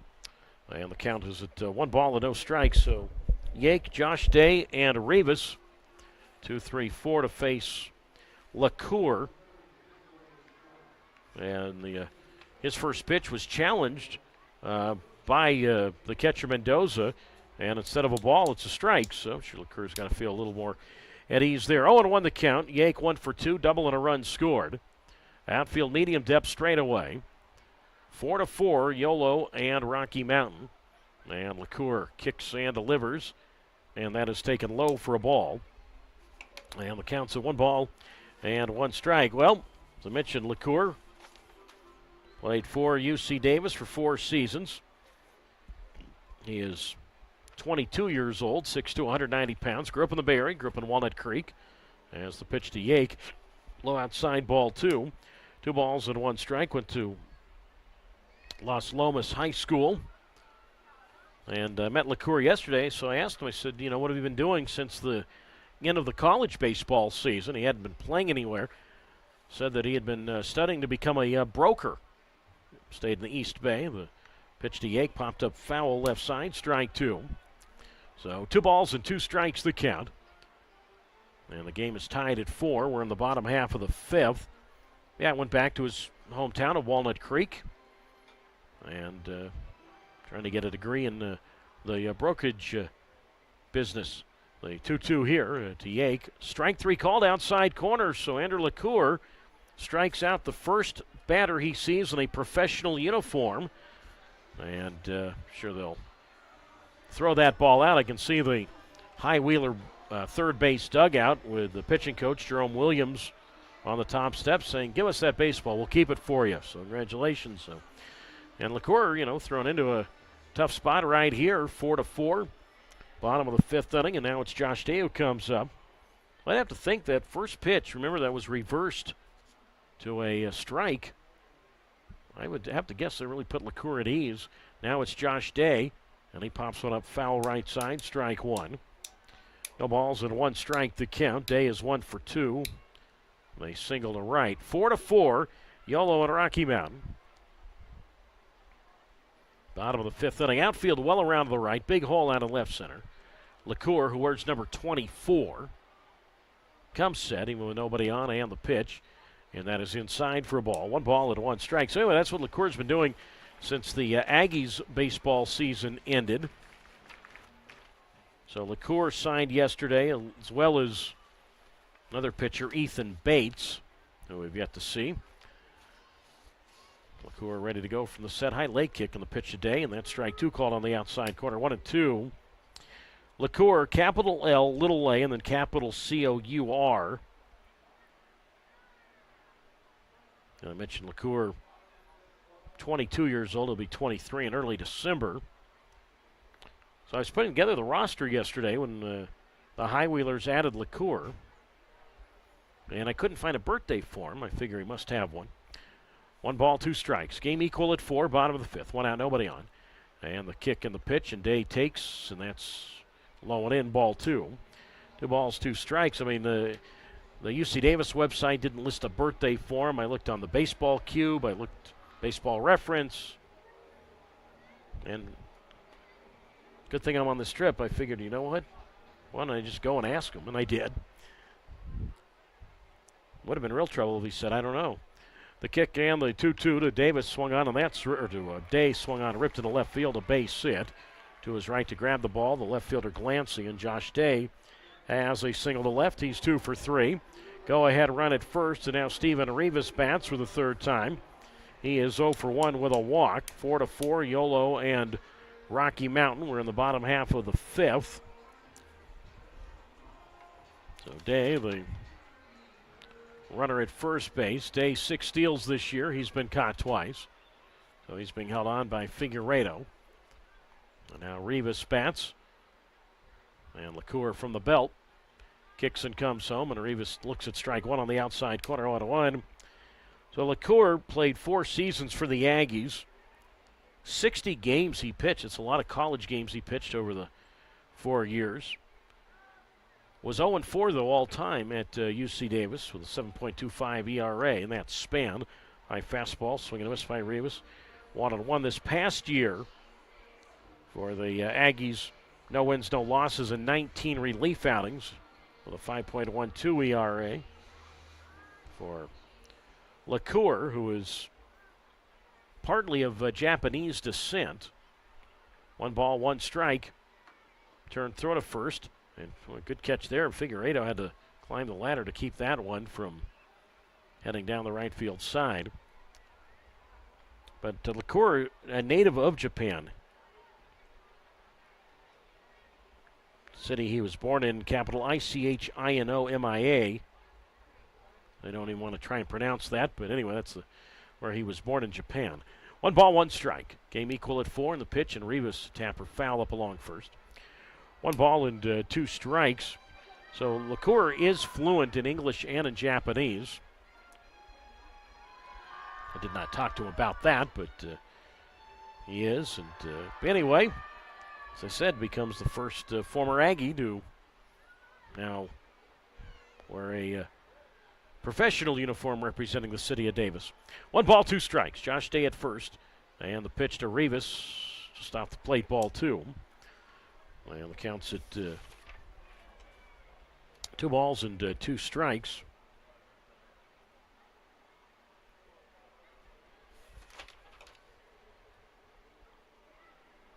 2-2 the count. Day a very small lead at first. And now the pitch to Rivas. And he fouls this one back just over the backstop to my left. And the count remains at 2 balls and 2 strikes.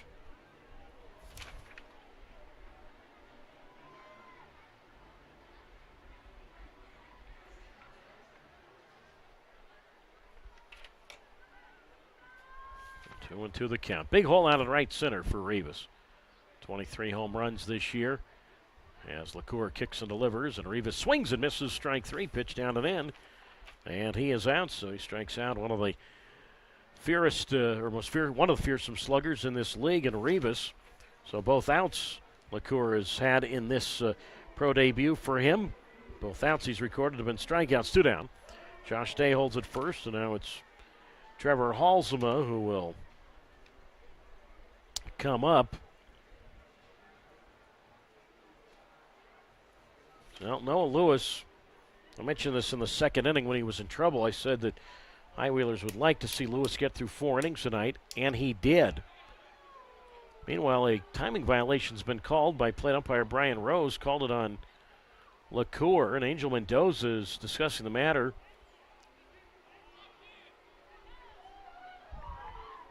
An argument from the Yolo dugout. Now Billy Horton's going to come out and talk. I admit I didn't see what the clock said, but the count goes to 1 ball and no strikes.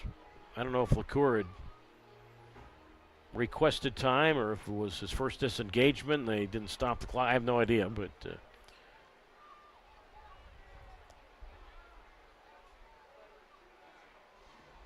anyway, Billy Horton walking dejectedly back toward the Yolo third base dugout. So, count to Halsema immediately goes to 1 ball and no strikes. He is 0 for 2 tonight. Outfield medium depth straightaway. Again, Josh Day, he's the runner at first. So 1 ball and no strikes to count. Game is tied at 4, bottom of the 5th. And LaCour delivers, and Halsema takes, and that's low and in, ball 2. So now 2 balls and no strikes. So Noah Lewis, he'll get a no decision. 4 innings, 5 hits, 4 runs, 3 earned. 4 walks, no strikeouts, and he hit a batter.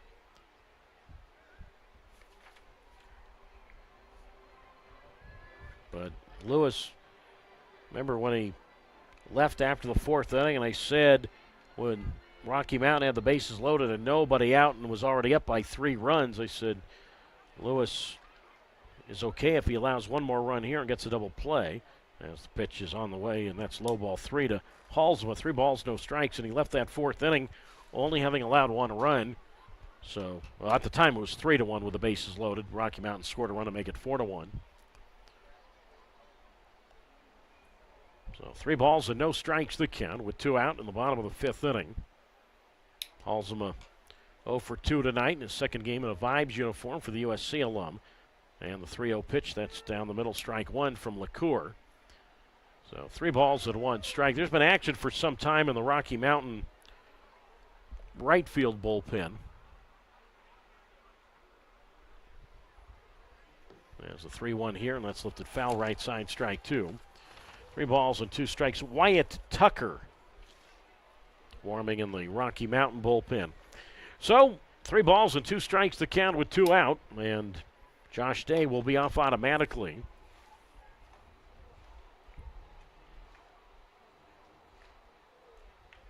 So 3-2 the count. Day ready to go. Figueiredo still holding him on.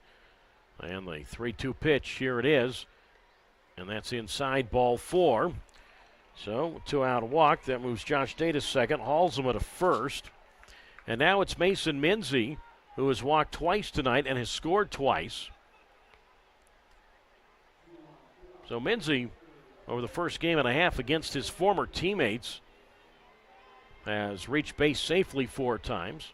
Twice last night and so far twice tonight.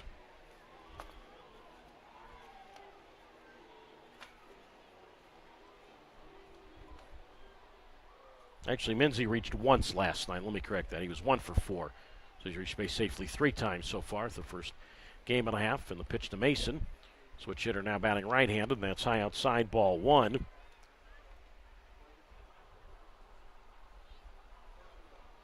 So it counts at 1 ball and no strikes with Logan Williams on deck. 4-4. Yolo and Rocky Mountain. It's been a rather very long 5th inning as Mason swings and a pop-up foul right side. So no balls and 2 strikes. I say long. I mean, the top of the 5th was long, I guess in a good way for Yolo. Tying the game with 3 runs. This bottom of the 5th, sure had been a couple of strikeouts, which are good, but of course those do take at least 3 pitches. But overall, been a long 5th inning. 2 on, 2 out. And the pitch, and Minzy takes inside, ball 1. And the count's at 1 ball and 2 strikes. So I've seen a lot of former high-wheelers within the last 2 series. Minzy tonight, and then, of course, the last series at Oakland, Josh Leslie and Kyle Guerra, now members of the Ballers. Runners lead at first and second. And LaCour makes the 1-2 pitch, and Minzy takes low. That's ball 2. So the count moves now to 2 balls and 2 strikes. 4-4, Yolo and Rocky Mountain. Bottom of the 5th. So Minzy award number 9 is a high-wheeler, whereas number 18, he's doubled that number with Rocky Mountain. The pitch on the way, and that's low and in. I guess that was ball 3, and now it's ball 4. It was ball 3 going into that pitch. So Minzy walks for the 3rd time tonight, and that loads the bases. So Josh Day goes to 3rd, Halsema to 2nd, Minzy to 1st, and now Logan Williams bats. So back-to-back innings in which the Vibes have had a bases-loaded opportunity. And LaCour has gone as far as he can go in this inning without either getting Yolo back to the bench or giving up a run. Williams is 1 for 1. He's been hit with a pitch, and he has singled and scored. Runners everywhere. And the pitch, and Williams takes, and that's a strike on the inside corner. No balls and a strike. So you have the native of Japan and LaCour facing the native of Honolulu and Logan Williams. Josh Day's at 3rd, Halsema at 2nd, Minzy at 1st. And the 0-1, and Williams, 5 fastball, swing and a miss, strike 2. No balls, 2 strikes.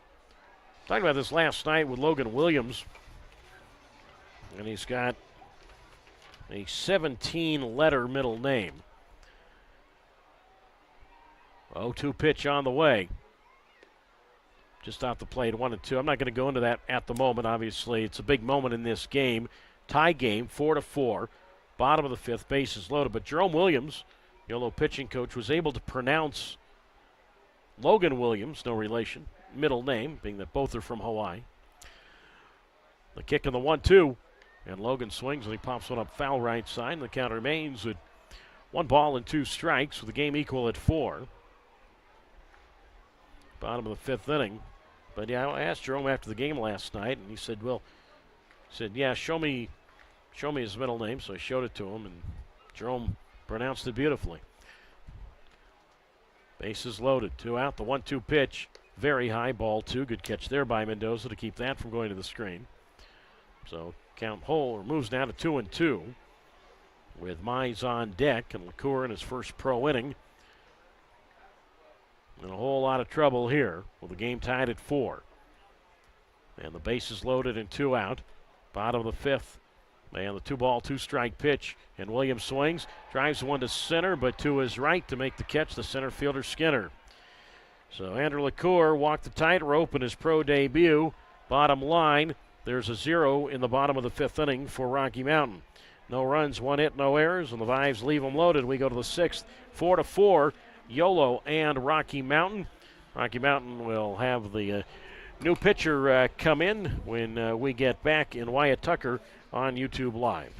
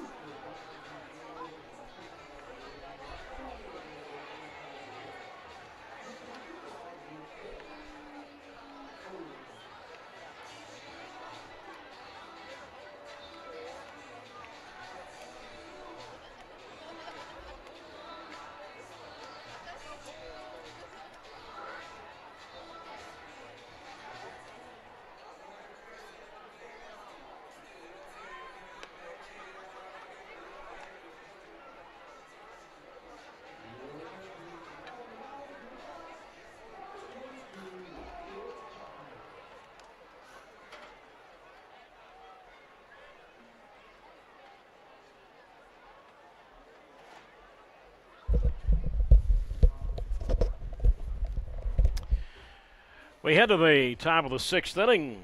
4-4, Yolo and Rocky Mountain. Wyatt Tucker, the new pitcher for the Rocky Mountain Vibes, and David Glancy leads it off. And the first pitch to Glancy is down the middle, strike 1. No balls and a strike. It's Glancy, Blackford, and Banks 6, 7, 8 to face Tucker. Glancy is 0 for 2. 4-4.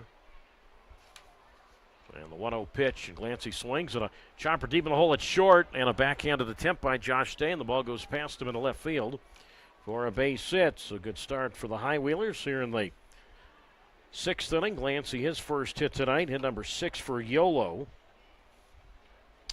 And now Braden Blackford will dig in.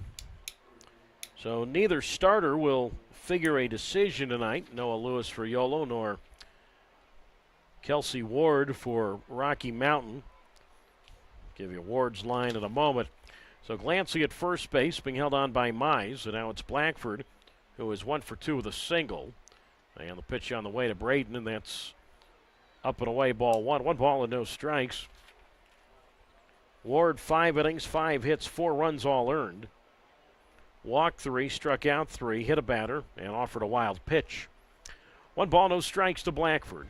Glancy at first, and the pitch, and Braden takes a breaking ball that drops in nicely for a strike on the inner half. And the count moves down to 1 ball and 1 strike.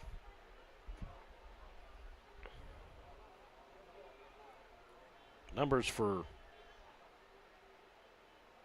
Tucker as he deals, and Blackford check swing, foul ball left side.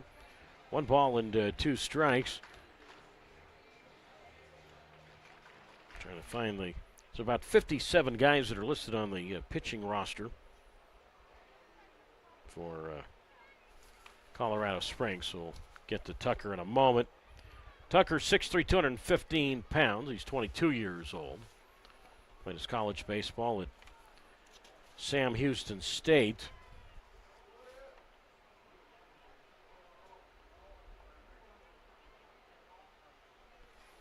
As he delivers here, and Blackford swings and a pop-up foul left side. And the count remains at 1 ball and 2 strikes from Tucker to Blackford. So Glancy, the runner at first. 1-2 the count to Blackford and the pitch, and Braden made a motion at it, and he went around, and that is strike 3. And he is out. So not quite the at-bat Tucker, or that Blackford had in mind right there. So he is out. Now Kirkland Banks will come to the plate. Doug Greenwald with you on YouTube Live. Glad you can join us on this Wednesday night for baseball here in the Mile High State. So now it's Banks. He's 1 for 2, double and a run scored. And the pitch on the way to Kirkland, and that's popped up foul right side, strike 1. And the count is at no balls and 1 strike. So 0-1 the count to Banks, whose double got the 1-run third inning going. Outfield medium depth and straight away.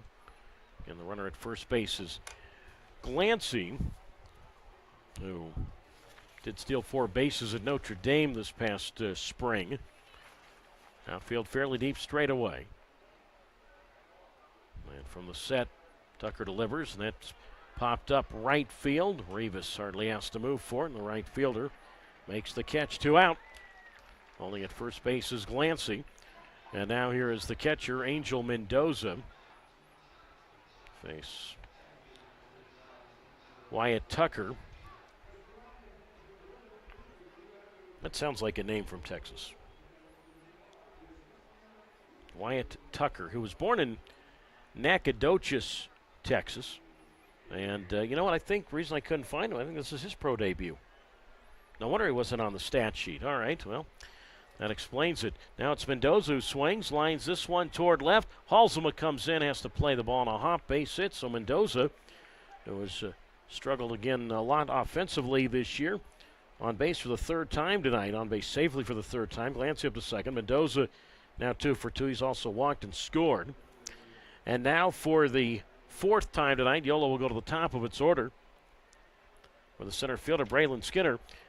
So this past spring, Tucker was at Sam Houston State, Division I school in Texas, members of Conference USA.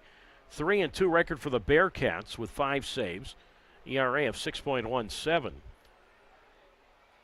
So now it's Skinner, and he takes up and away ball 1, 1 ball and no strikes. So pro debut for LeCoeur in the bottom of the 5th for Yolo. Now a pro debut for Wyatt Tucker in the top of the 6th here in this game, which is tied at 4. Skinner, RBI double run scored in that 3-run 5th, and Braylon takes up and away ball 2. 2 balls and no strikes.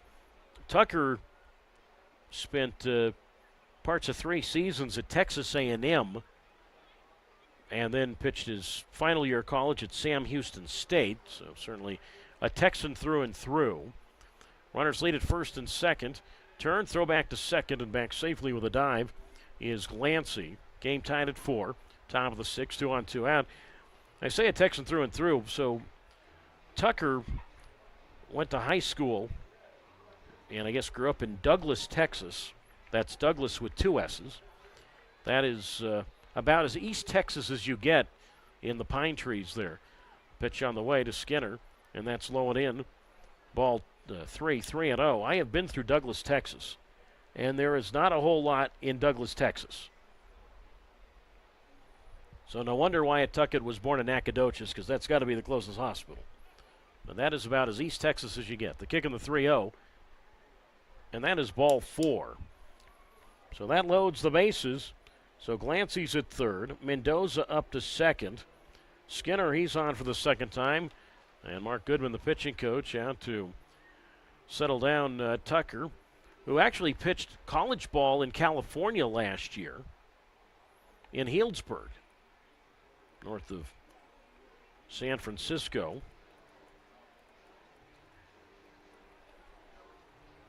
But Douglas, Texas, home of the, and I'm looking this up here, folks. There's no doubt I know this off the top of my head. I'm not that smart.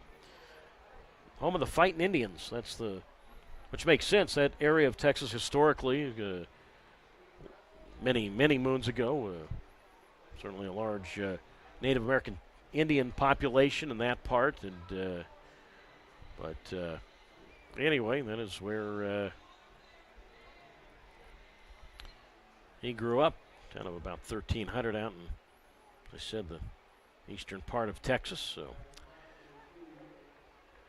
bases loaded now for Bobby Leday, who is also from Texas, but he's from a town that's, I'd say, safe to say, just a little larger. He's from Houston. So Glancy's at third, Mendoza's at second, Skinner's at first. Game is tied at 4, top of the 6th, and Leday takes a breaking ball for a strike on the inside corner, 1-1. Now, Leday does have a grand slam for Yolo, one of 4 grand slams hit by the High Wheelers this year. In fact, he hit the first ever grand slam in High Wheeler history, which coincided as being the first ever home run in Yolo history as he takes Lone away. Ball 1, 1 ball, 1 strike. So Leday, Braden Blackford, Jose Gonzalez, Kirkland Banks are the 4 High Wheelers who've hit grand slams this year. More importantly here is Leday would just like to get a ball to fall somewhere in the outfield. Gonzalez is on deck. And the pitch, and Leday a big swing and a miss at a breaking ball, strike 2. So the count to Leday from Wyatt Tucker is at 1 ball and 2 strikes. Yolo 4, Rocky Mountain 4. Big moment here, top half of the 6th. Runners everywhere. And the pitch, and Leday chases one well out of the strike zone. Strike 3, slider there. He is out. Good pitch there by Tucker. So both LaCour and Tucker making their pro debuts really a half inning apart. Both work out of a bases-loaded 2-out situation in a tie game. Second strikeout for Tucker. No runs, 2 hits, no errors, and Yolo leaves the bags full. We go to the bottom of the 6th inning. It stays 4-4, Yolo and Rocky Mountain. Yolo will have a new pitcher when we get back on YouTube Live.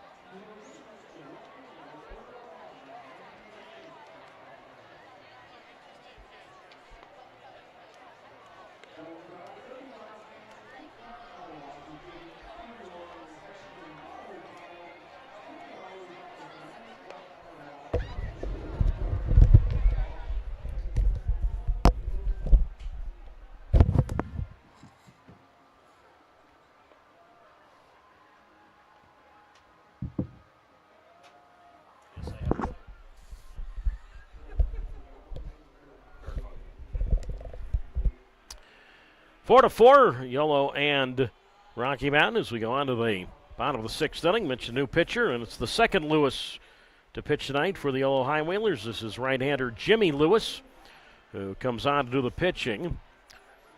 So Andrew LaCour in his professional/Yolo debut worked one inning, allowed one hit, most importantly, no runs.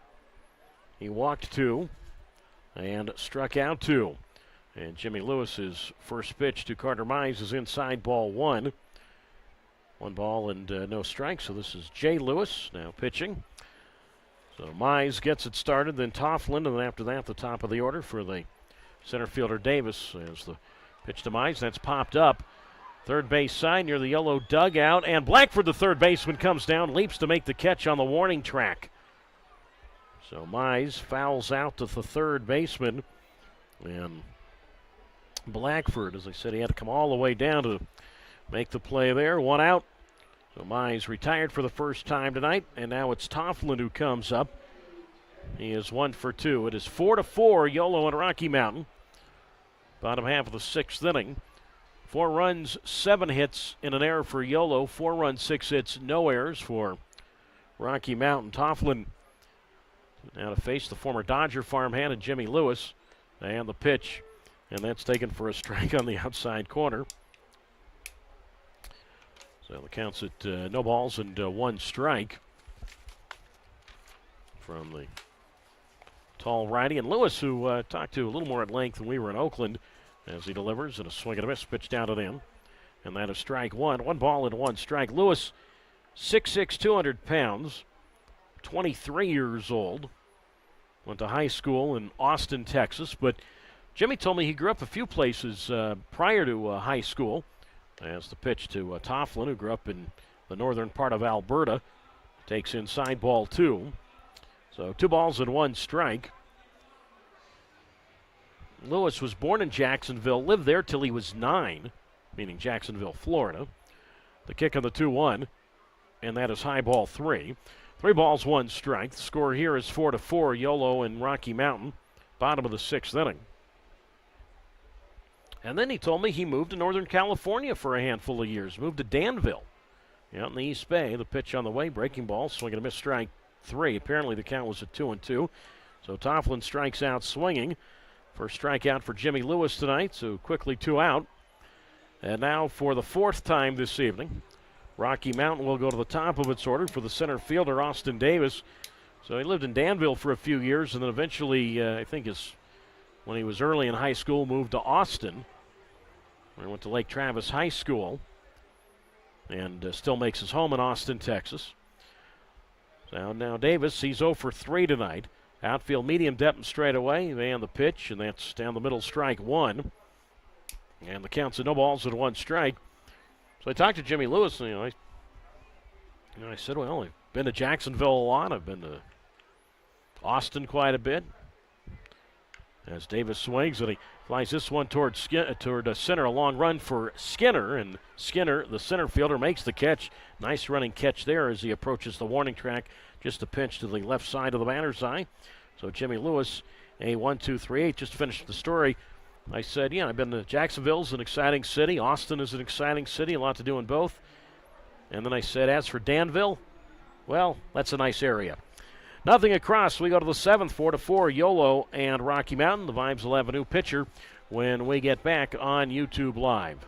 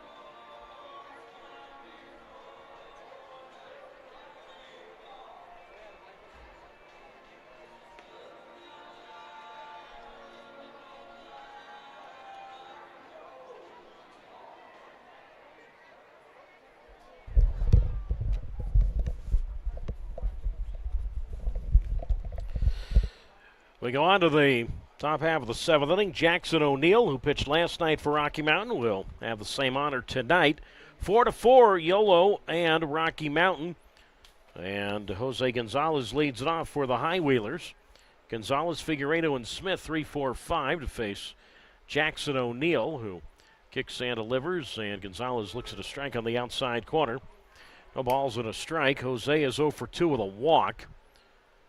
4 runs, 7 hits, an error for Yolo. 4-6-0 for Rocky Mountain. And the 0-1 pitch. Gonzalez swinging a miss at a high fastball. Quickly 0-2. So Wyatt Tucker in his pro debut for Rocky Mountain. 1 inning, 1 shutout inning. Gave up 2 hits, a walk, and struck out 2. 4-4, Yolo and Rocky Mountain.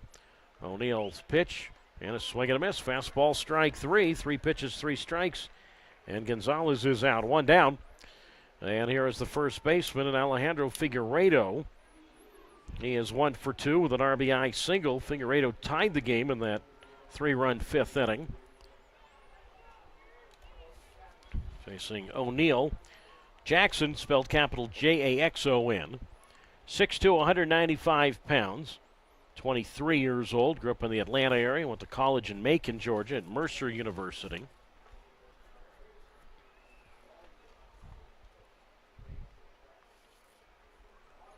Figueredo stands in, and Jackson O'Neill kicks and delivers, and that's down the middle, strike 1. And the count moves to no balls and 1 strike. So Figueredo, O'Neill, ERA's at 5.01, 3 wins, 3 losses, 19th appearance, all out of the bullpen. And the pitch is taken outside for a ball. And the count's now at 1 ball and 1 strike with the game tied at 4. Here in the 7th inning. Top half of the 7th. Certainly complete darkness by now. 1 ball, 1 strike pitch. And that's down the middle, taking strike 2. And the count moves down to 1 ball and 2 strikes to Alejandro Figueredo with the right fielder and Tanner Smith on deck. 1 ball, 2 strikes. And the pitch, and Figueredo takes, and that is low, ball 2. So the count moves down to 2 balls and 2 strikes. So each team now with pitcher number 3. Completely different kind of game tonight than what we saw last night. What was a 12-8 Yolo win an evening ago. A game that was 8-7. Rocky Mountain after 2 innings. 2-2 here, strike 3 called. Now they're going to challenge it. Figueredo would like it challenged.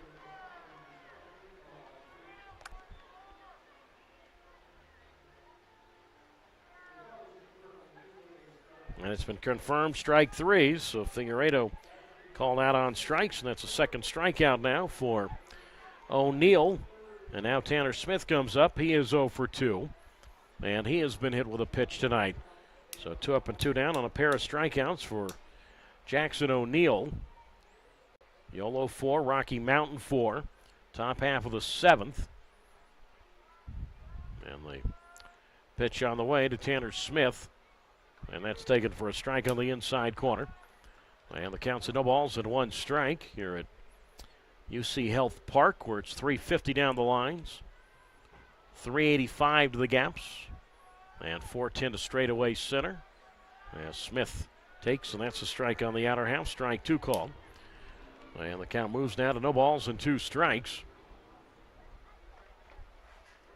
So 0-2 the count. With Glancy on deck. 4-4, Yolo and Rocky Mountain. And the 0-2 pitch. Just off the plate, ball 1. 1 ball, 2 strikes. Mentioned this earlier, but 18-foot wall just about the entire way around, except straightaway center and left center, where the wall is at 8 feet. 1 ball, 2 strikes. Game equal at 4, and the pitch, and Smith swings, and he flies one to left field. Halsema is right there, and Trevor makes the catch, and the High Wheelers go in order in the 7th. Stretch time from Colorado Springs, Colorado. We go to the bottom of the 7th. Yolo 4, Rocky Mountain 4 on YouTube Live.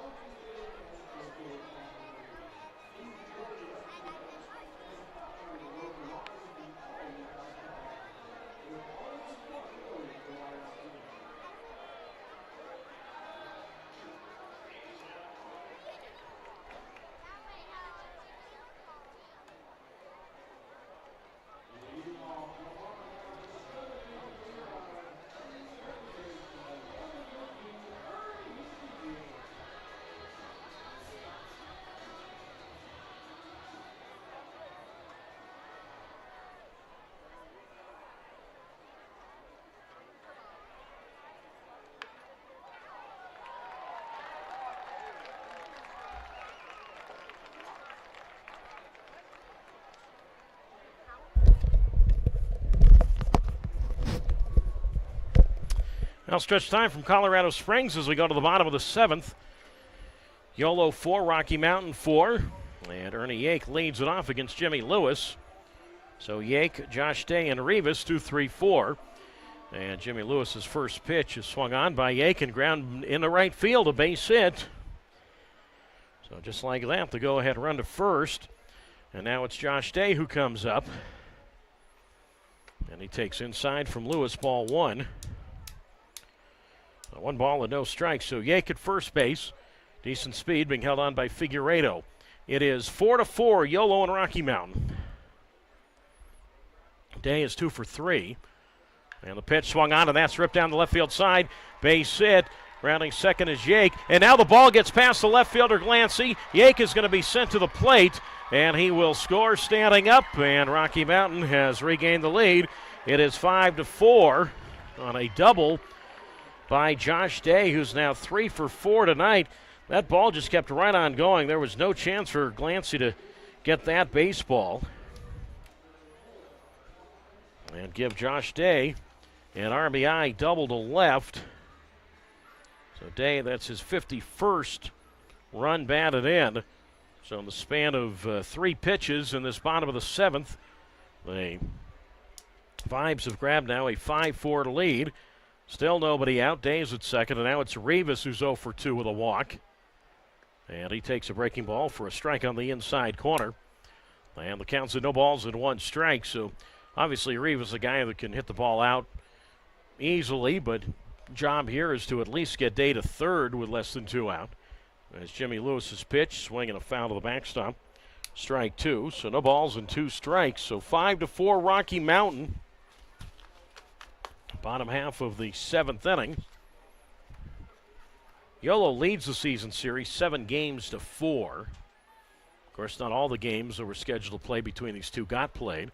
As the pitch very high to the backstop, that missed everything, including the catcher Mendoza, who now has to go and pick the ball up. So Rivas doesn't need to get Josh Day to third. The wild pitch gets Josh Day to third. And now this will force Yolo to bring its infield in. Count is a 1 ball and 2 strikes.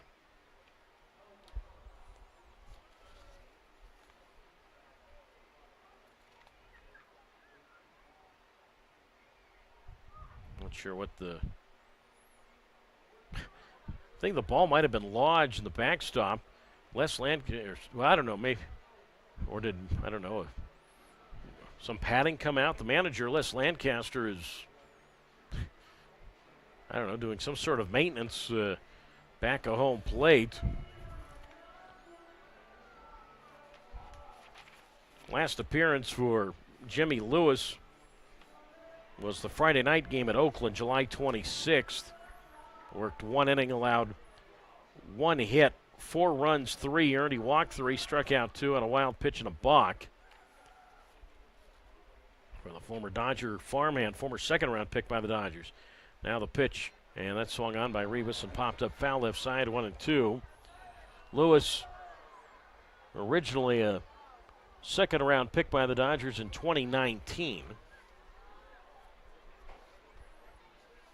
Runner at third, Josh Day. 5-4, Rocky Mountain, and the pitch. Swing and a miss, strike three, so Rivas unable to get Day home. So that's one out. Second time Rivas has struck out tonight, and that's the second strikeout for Jimmy Lewis. Josh Day holds at third, and now it's Halsema who digs in to face Lewis. Halsema is 0 for 2 with a walk, so the infield stays in. 5-4, Rocky Mountain, and the pitch, and that's inside 1-0.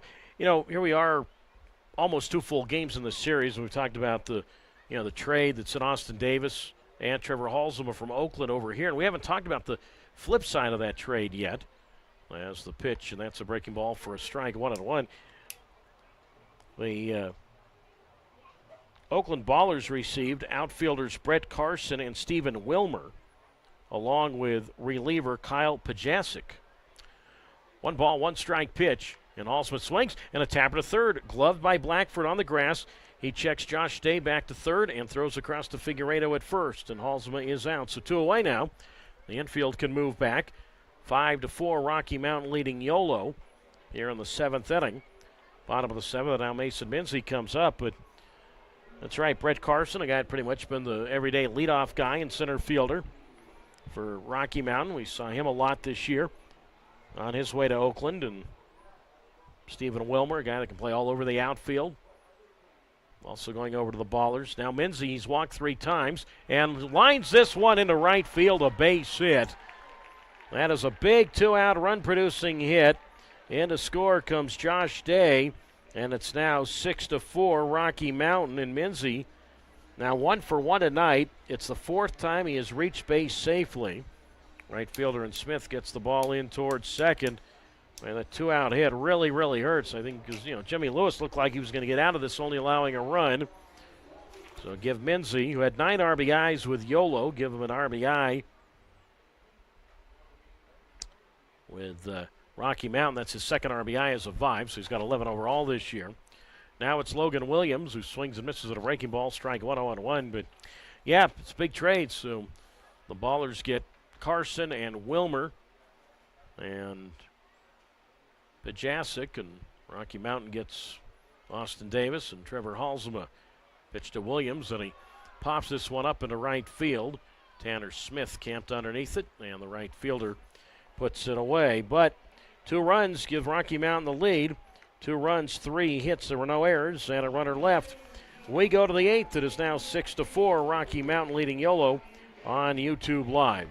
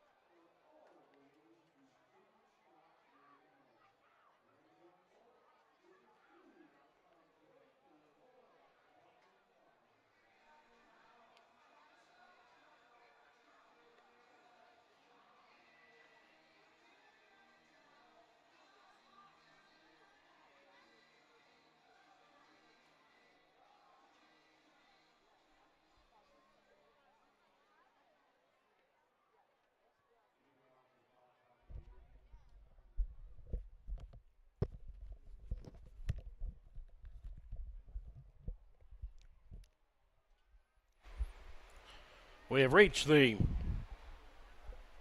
8th inning, 6-4 Rocky Mountain. And David Glancy leads it off, facing Jackson O'Neill, whose first pitch is outside ball one. And the count's at 1 ball and no strikes. Glancy, Blackford, and Banks, 6, 7, and 8. And now all of a sudden the clock begins to tick for Yolo here in the 8th inning as Glancy takes up an end from O'Neill, ball 2.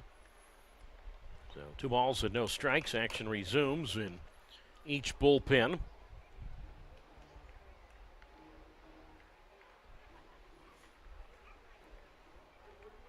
Glancy doubled his last time, and he swings and fouls one at the plate. 2 balls and 1 strike. Actually, let me correct that. Glancy singled his last time.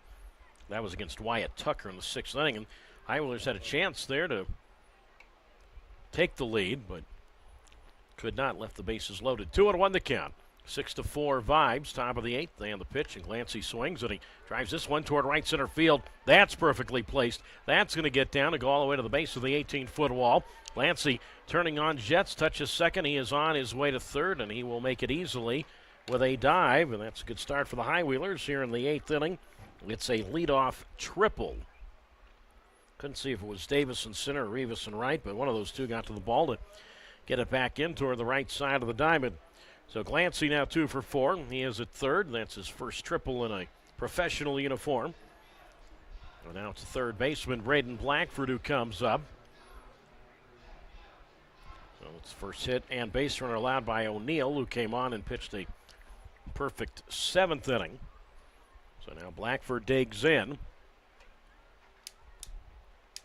And the pitch on the way to Braden. Big swing and a miss, strike 1, 0-1. I think safe to say this is imperative that the Highwheelers at least get a run here. Looks like Trey Morrell getting loose in the Highwheeler right field, or the Vibe right fielder bullpen. The pitch on the way, and that's outside for a ball. 1 ball and 1 strike. Trying to figure out who that is in the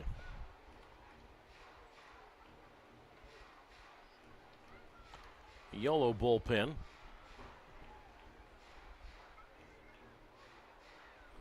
I believe that's one of the other newcomers, Ethan Bates, who we've yet to see. Now the infield is back. The Vibes are more than happy to trade the run for the out here. 6-4, Rocky Mountain, top of the 8th. And Blackford looks at strike 2 on the outside corner. So 1 ball and 2 strikes to count on this final night of July. Hard to believe. 1 ball, 2 strikes. And the pitch. And Blackford swings, and he flies this one to center. We'll see if it's deep enough. In is Davis to make the catch. Glancy tags from third. He's on his way home, and the throw goes way over the head of the catcher, Minsley. Pitcher backs it up at O'Neill, but Blackford does the job. So it is a, I guess, good news, bad news situation for Rocky Mountain. The good news is they get an out. The good news is they still have the lead, but it's now a 1-run lead. So the Highwheelers get 1 run back, now 6-5 Rocky Mountain. So Blackford, who had 2 RBIs last night, give him an RBI tonight. So 1 out, nobody on. And the pitching coach, Mark Goodman. I guess Mark Goodman's the one who makes the pitching changes. Now here's Les Lancaster, who pitched in the big leagues with the Cubs and Tigers and Cardinals, and I'm sure it's obvious. I'm going to say it's obviously Les's call, but I might say to Goodman, go out and get the pitcher. By the way, the RBI for Braden Blackford is his 42nd this season. So we have a pitching change, 1 out, nobody on. Top of the 8th inning, the score, 6-5. Rocky Mountain leading Yolo. Back to tell you about the new Rocky Mountain pitcher in a moment on YouTube Live.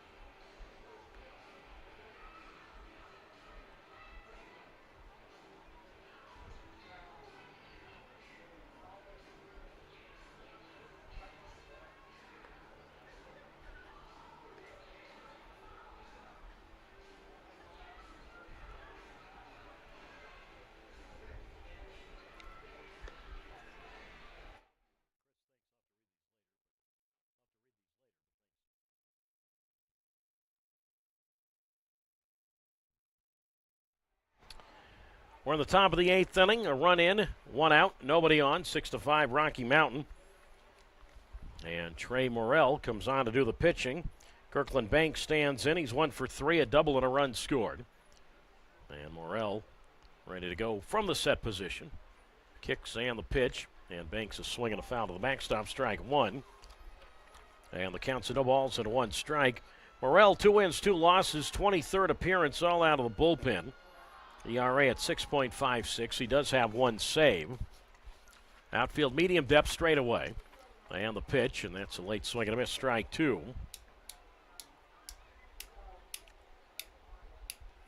And the count's no balls and 2 strikes. Morrell, capital Morrill, 6'7", 225 pounds.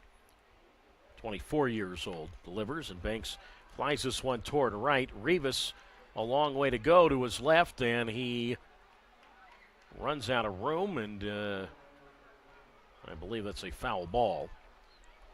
In other words, he didn't catch it, so count holds at no balls and 2 strikes. Morrell's from Loma, Colorado, out toward Grand Junction. He's also pitched for the Jackalopes, the guy we saw a few weeks ago in Davis. 6 runs, 9 hits, no errors for the Vibes. 4 runs, 7 hits, and 1 error for the High Wheelers. 5 runs, 7 hits, 1 error for the High Wheelers.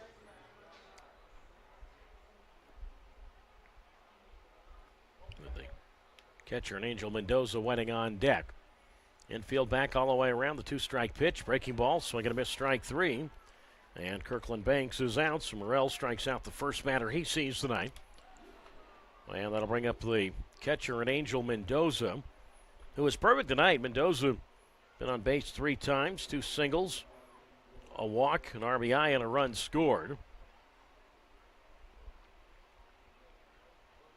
Well, as I said, Mendoza's been a part of a couple of rallies tonight. We'll see if he can start one here as he swings and flies this one toward center. Sends Davis going back, still going back, and Austin Davis somehow makes the catch. Just to the right of the batter's eye in center. Angel Mendoza coming within about a foot of homering.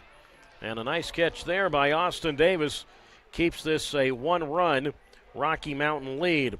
A run for Yolo, 1 hit, no errors, and no one left. We go to the bottom of the 8th inning, 6-5 Rocky Mountain leading Yolo on YouTube Live.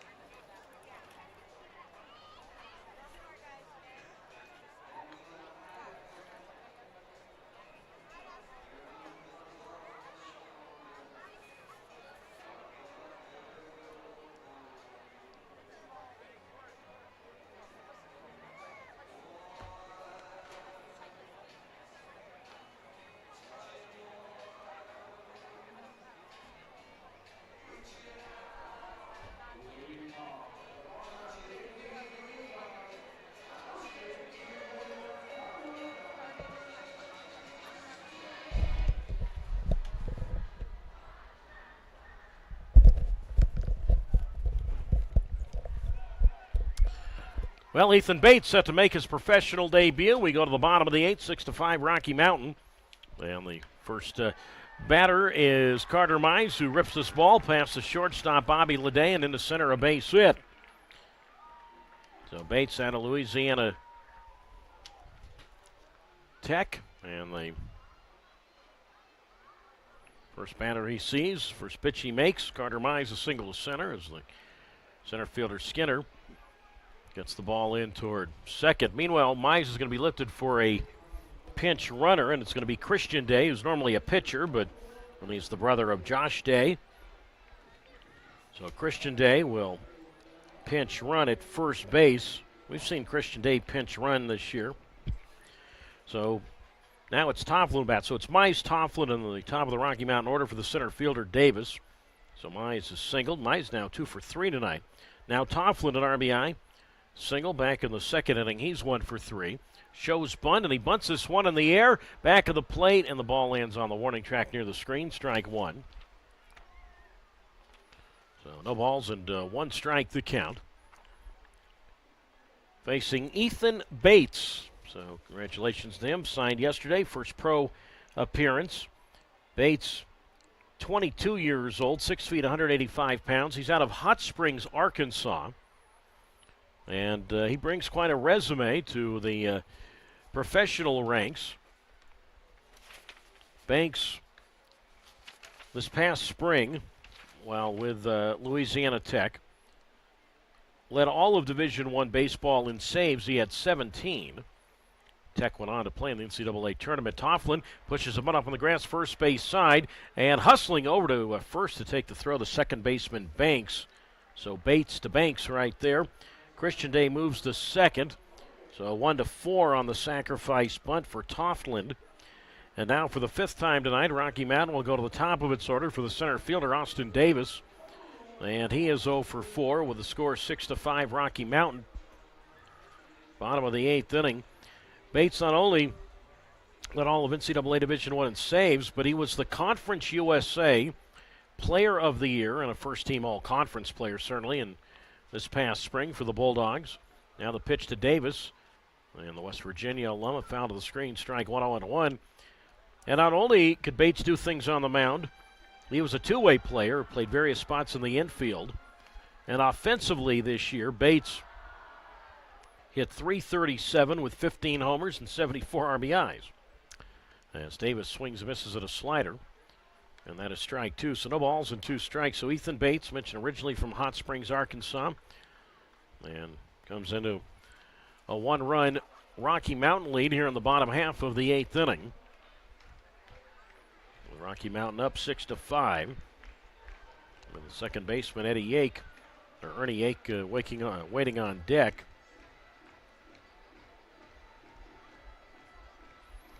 Doug Greenwald with you at UC Health Park in Colorado Springs.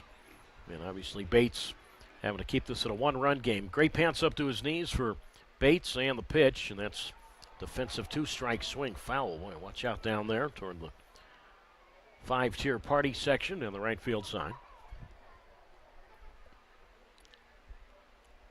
And the count to Davis remains at no balls and 2 strikes. A lot more about Bates, but I'm not going to give you everything right now, but you get the gist of it. No balls, 2 strikes. Christian Day at second and the pitch, and that's foul to the backstop. And the count remains at no balls and 2 strikes. That's one place I have never been is Hot Springs, Arkansas. I hear it's beautiful up there. Up in the Ouachita Mountains, up toward, of course, Hot Springs National Park. Christian Day leads at second, the 0-2, and Davis is swinging a foul to the backstop. And the count remains at no balls and 2 strikes. So Nine-Wheelers have not led at any point tonight. It's been tied. Obviously, Yolo down now. They were down early. And Bates has to keep this at a 6-5 lead for a Rocky Mountain as Davis swings and a tapper foul to play.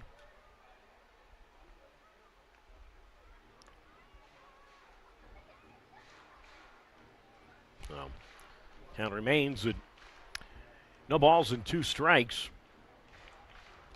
0-2 the count. Get to get a crowd count tonight. Last night, I know we got knocked off line right as the game ended. I mean, fortunately, didn't really miss anything. Yolo held on and won by 4 runs. The kick and the pitch, and Davis goes down for this one, pops it up on the infield. The third baseman, Blackford, on the grass, stays with the ball to make the catch, almost back of the mound. So Austin Davis, who has 28 hits this year against Yolo and had 4 last night in his Rocky Mountain debut, but he's 0 for 5 tonight. So 2 out. Christian Day stays at second, and now it's Ernie Yake who will come up. But last night's paid crowd, we didn't get it until after the game. Attendance last night was 1,283, and the time of the game last night was 3 hours and 30 minutes. So now it's Yake, and he takes low ball 1. And the count's at 1 ball and no strikes. Yake got the 2-run 7th going for the Vibes with a single and then scored as Bates delivers, and Yake takes strike 1 on the outside corner. So the count moves to 1 ball and 1 strike from Ethan Bates. Christian Day at second, and the pitch, and Yake swings, hits one off the glove of the pitcher Bates, and fortunately the ball only caroms to the shortstop Leday, so Christian Day gets as far as third. Good job there by Bates. Kept the ball in the infield. That was ticketed towards center. And then Bates able to, as they say in hockey, do a glove save and a beauty. And fortunately, the ball only caromed to shortstop. So Yake now 3 for 5 tonight. And now it's Josh Day who comes up. And it was Josh Day who had the RBI double to give the lead to the Vibes in the 7th. So Day is 3 for 4 tonight. And Ethan Bates kicks and delivers, and Day is swinging a miss at a breaking ball, strike 1. And the count's at no balls and 1 strike. So again, 6-5 Rocky Mountain.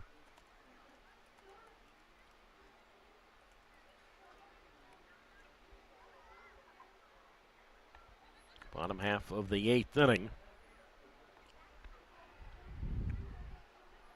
Runners lead at the corners.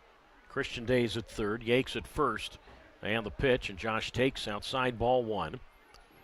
So 1 ball and 1 strike. So mentioned Josh Day with 3 hits tonight. Day this year has had 3 4-hit games. His last 4-hit game, July 21st, here against Ogden. And the 1-1, and Josh swings, and he flies this one to center field. Skinner back. And now veers a little more toward right center in front of the track to make the catch. So Ethan Bates, situation where he had to post a 0, does. No runs, 2 hits, no errors, and 2 left. Last chance for Yolo. We go to the top of the 9th inning. It is 6-5 Rocky Mountain leading Yolo on YouTube Live.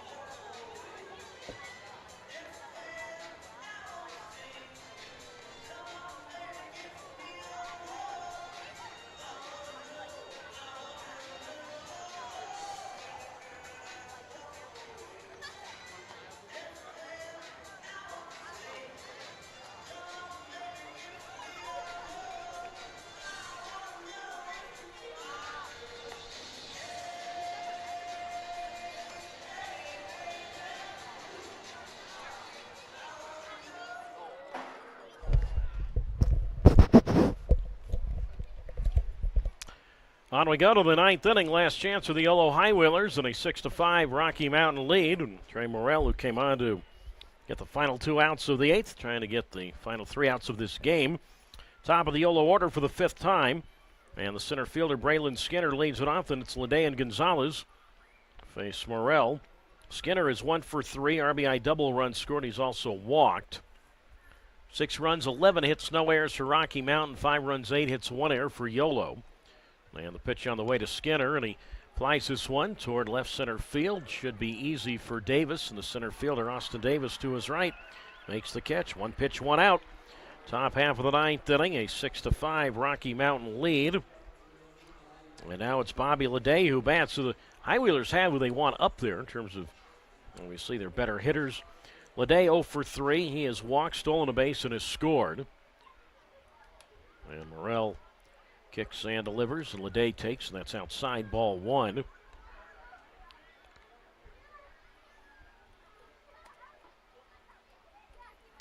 Well, 1 ball and no strikes. Lede has got some power. And the pitch, and he takes a strike on the inside corner. So 1 ball and 1 strike. Yeah, Lede this season does have 10 home runs. And the pitch, and Lede swings, and he pops this one up, foul, strike 2. 1 ball, 2 strikes. 3rd pro year for Morrell. And grew up in the Grand Junction area and pitched with Grand Junction with the Jackalopes. Mentioned Morrell does have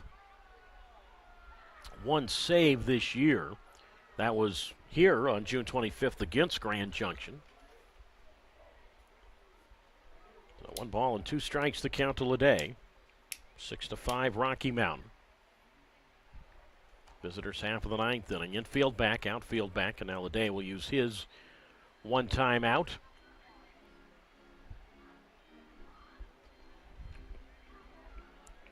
So 1 ball and 2 strikes. And the kick and the pitch, and Lede swings and misses at a breaking ball, strike 3. And he is out. Well, Lede was up with the bases loaded in the 6th inning with 2 out and struck out against Wyatt Tucker, who was making his pro debut, and strikes out here. 2nd strikeout for Morrell. So 2 down, and now Yolo is down to its last out for the designated hitter, and Jose Gonzalez, who leads the team in home runs with 12. Home run here ties it. And the pitch, and Gonzalez takes up and away, ball 1-0. Tomorrow, back at it. We'll have the feed for you starting at roughly 5:30 Pacific time on YouTube Live. Gonzalez is 0 for 3 with a walk, and Jose, a home run cut and miss there, comes up empty. Ball and a strike. Pitching matchup tomorrow night for Yolo right-hander Ben Ferrer, and for Rocky Mountain left-hander Nick Powers. The kick and the pitch, and Gonzalez goes around to the curve, strike 2. 1 ball, 2 strikes, and now the folks here putting their hands together, wanting to see 1 more strike and 1 more out. Figueredo on deck. Gonzalez would like to get it to him, and stays alive as he fouls into the backstop. And the count holds it. 1 ball and 2 strikes to the designated hitter, and Gonzalez, who we more often than not see in left field. This is his 9th start as the DH this year. 1 ball, 2 strikes, and Jose takes low for a ball. And the count remains at 2 balls and 2 strikes. So nobody warming up in the Rocky Mountain bullpen. And I would imagine if the High Wheelers can somehow tie it or take the lead, we'd see Ty Buckner in the bottom of the inning, but doesn't look like anybody warming. 6-5 Rocky Mountain, the 2-2, and Gonzalez takes low and in, close pitch there. Ball 3. So now the count is at 3-2, so Gonzalez works the count in his favor. Vibes 6, High Wheelers 5. 2 out, top of the 9th, and the pitch. Swing and a miss, strike 3. Fastball in the outer half gets Jose Gonzalez, and the ball game is over. And the Rocky Mountain Vibes even this series at 1-1. 3rd strikeout for Trey Morrell is his final strikeout tonight, and he sets down all 5 High Wheelers he sees. No runs, no hits, no errors, and nobody left. Final score tonight, it was Rocky Mountain 6 and Yolo 5. Back with the final totals in a moment.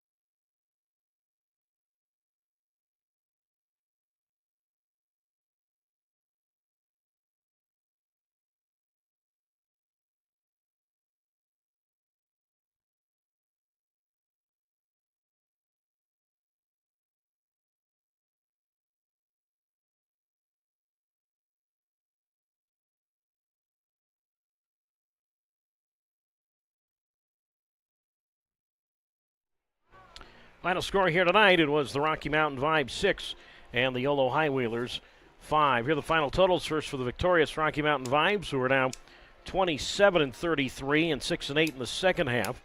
6 runs, 8 hits, no errors, and 9 left. For the Yolo High Wheelers, who dropped to 32-28. Who dropped to 31-29. 31-29 for Yolo, and 8-6 in the second half. Yolo 5 runs, 8 hits, 1 error, and 7 left. The winning pitcher tonight for the Rocky Mountain Vibes was Jackson O'Neill. So he is the winner. And the record for O'Neill this year is 4-3. The save to Rocky Mountain's Trey Morrell, his second of the year. And the loss to Yolo's Jimmy Lewis. And Jimmy's record is now at 0-1. Time of the ball game tonight was 2 hours and 49 minutes. 2:49 was the time of the game, and the paid crowd this evening, 3,038. Well, the High Wheelers, after a 12-8 win last night, sent to the mound tonight in a spot start. Noah Lewis. Noah tonight was able to get through 4 innings. Not the prettiest outing, but was at least able to keep the game close. Rocky Mountain took the lead with a run in the first, added 2 in the second, and had a chance really to break the game wide open later, and just couldn't, whether it be double plays or just unable to get that big hit early. Yolo was down 4-1 going to the 5th and then tied the game. Yolo had scored a run in the 3rd on a single by Angel Mendoza, the catcher, and then scored 3 2-out runs in the 5th. Mendoza walked. Then after that, the top of the Yolo order for the center fielder, Braylon Skinner, who had an RBI double. He stole 3rd. Shortstop Bobby Leday walked. Designated hitter Jose Gonzalez walked. And then first baseman Alejandro Figueroa an RBI single. There was also a wild pitch that scored a run. So that tied the game at 4, and it stayed that way until the bottom of the 7th. And the Vibes scored twice against the 3rd Yolo pitcher and Jimmy Lewis. Eddie Yake, a leadoff single for the second baseman. Then shortstop Josh Day, an RBI double. And then a play that really looms large now. Mason Minzy, the former High Wheeler, capped a 1-for-1 night with an RBI single to right. He had walked 3 times. He had scored twice, but had a big 2-out RBI hit in the 7th against Jimmy Lewis. Yolo would score a run in the 8th. Left fielder David Glancy, a leadoff triple, and then right after that, third baseman Braden Blackford, a sacrifice fly. But that was it. After the triple by Glancy, the last 6 High Wheelers were retired, despite a sac fly being part of that. Trey Morrell came in, got the final 5 outs, including 3 strikeouts, and that was it tonight. Noah Lewis, 4 innings, 5 hits, 4 runs, 3 earned, 4 walks, no strikeouts, and a hit batter. Andrew LaCour, the UC Davis alum in his pro debut, came on in a tie game, got out of a bases-loaded 2-out jam, 1 shutout inning, 1 hit, 2 walks, 2 strikeouts. Jimmy Lewis, the loss, 2 innings, 2 hits, 2 runs, both earned, no walks, 2 strikeouts, and a wild pitch. By the way, Noah Lewis hit a batter, forgot to mention that. And Ethan Bates in his pro debut for Yolo, 1 inning, 2 hits, and all zeros from there. Kelsey Ward, the Rocky Mountain starter, 5 innings, 5 hits, 4 runs, all earned. 3 walks, 3 strikeouts, a hit batter, and a wild pitch. Wyatt Tucker in his pro debut, the Sam Houston State alum, 1 shutout inning, 2 hits, a walk, and 2 strikeouts. Jackson O'Neill, the winner, an inning and a third, 1 hit, 1 runner, no walks, 2 strikeouts. And Trey Morrell, an inning and 2/3 of perfect relief with 3 strikeouts. Mentioned Ward, a hit batter, and a wild pitch. But overall, Rocky Mountain comes out ahead. Tonight, Yolo batters struck out a total of 10 times this evening. O'Neill, the winner for Rocky Mountain, 4-3. Morrell, his second save for the Vibes. And Jimmy Lewis, the Yolo loss, 0-1. Again, 2 hours, 49 minutes this one took in front of a paid crowd of 3,038. 6-5, Rocky Mountain beats Yolo. So the High Wheelers are now on this 21-game road trip, 2-3. Our next YouTube Live audio cast will be tomorrow, right back here 5:30 Pacific time, give or take a minute or two. 5:30 p.m. Pacific time will start the feed. Game 3 of this 6-game series. Tomorrow for Yolo, right-hander Ben Ferrer at 5-3, and for Rocky Mountain, left-hander Nick Powers at 1-3. That'll do it for tonight. Doug Greenwald saying good evening.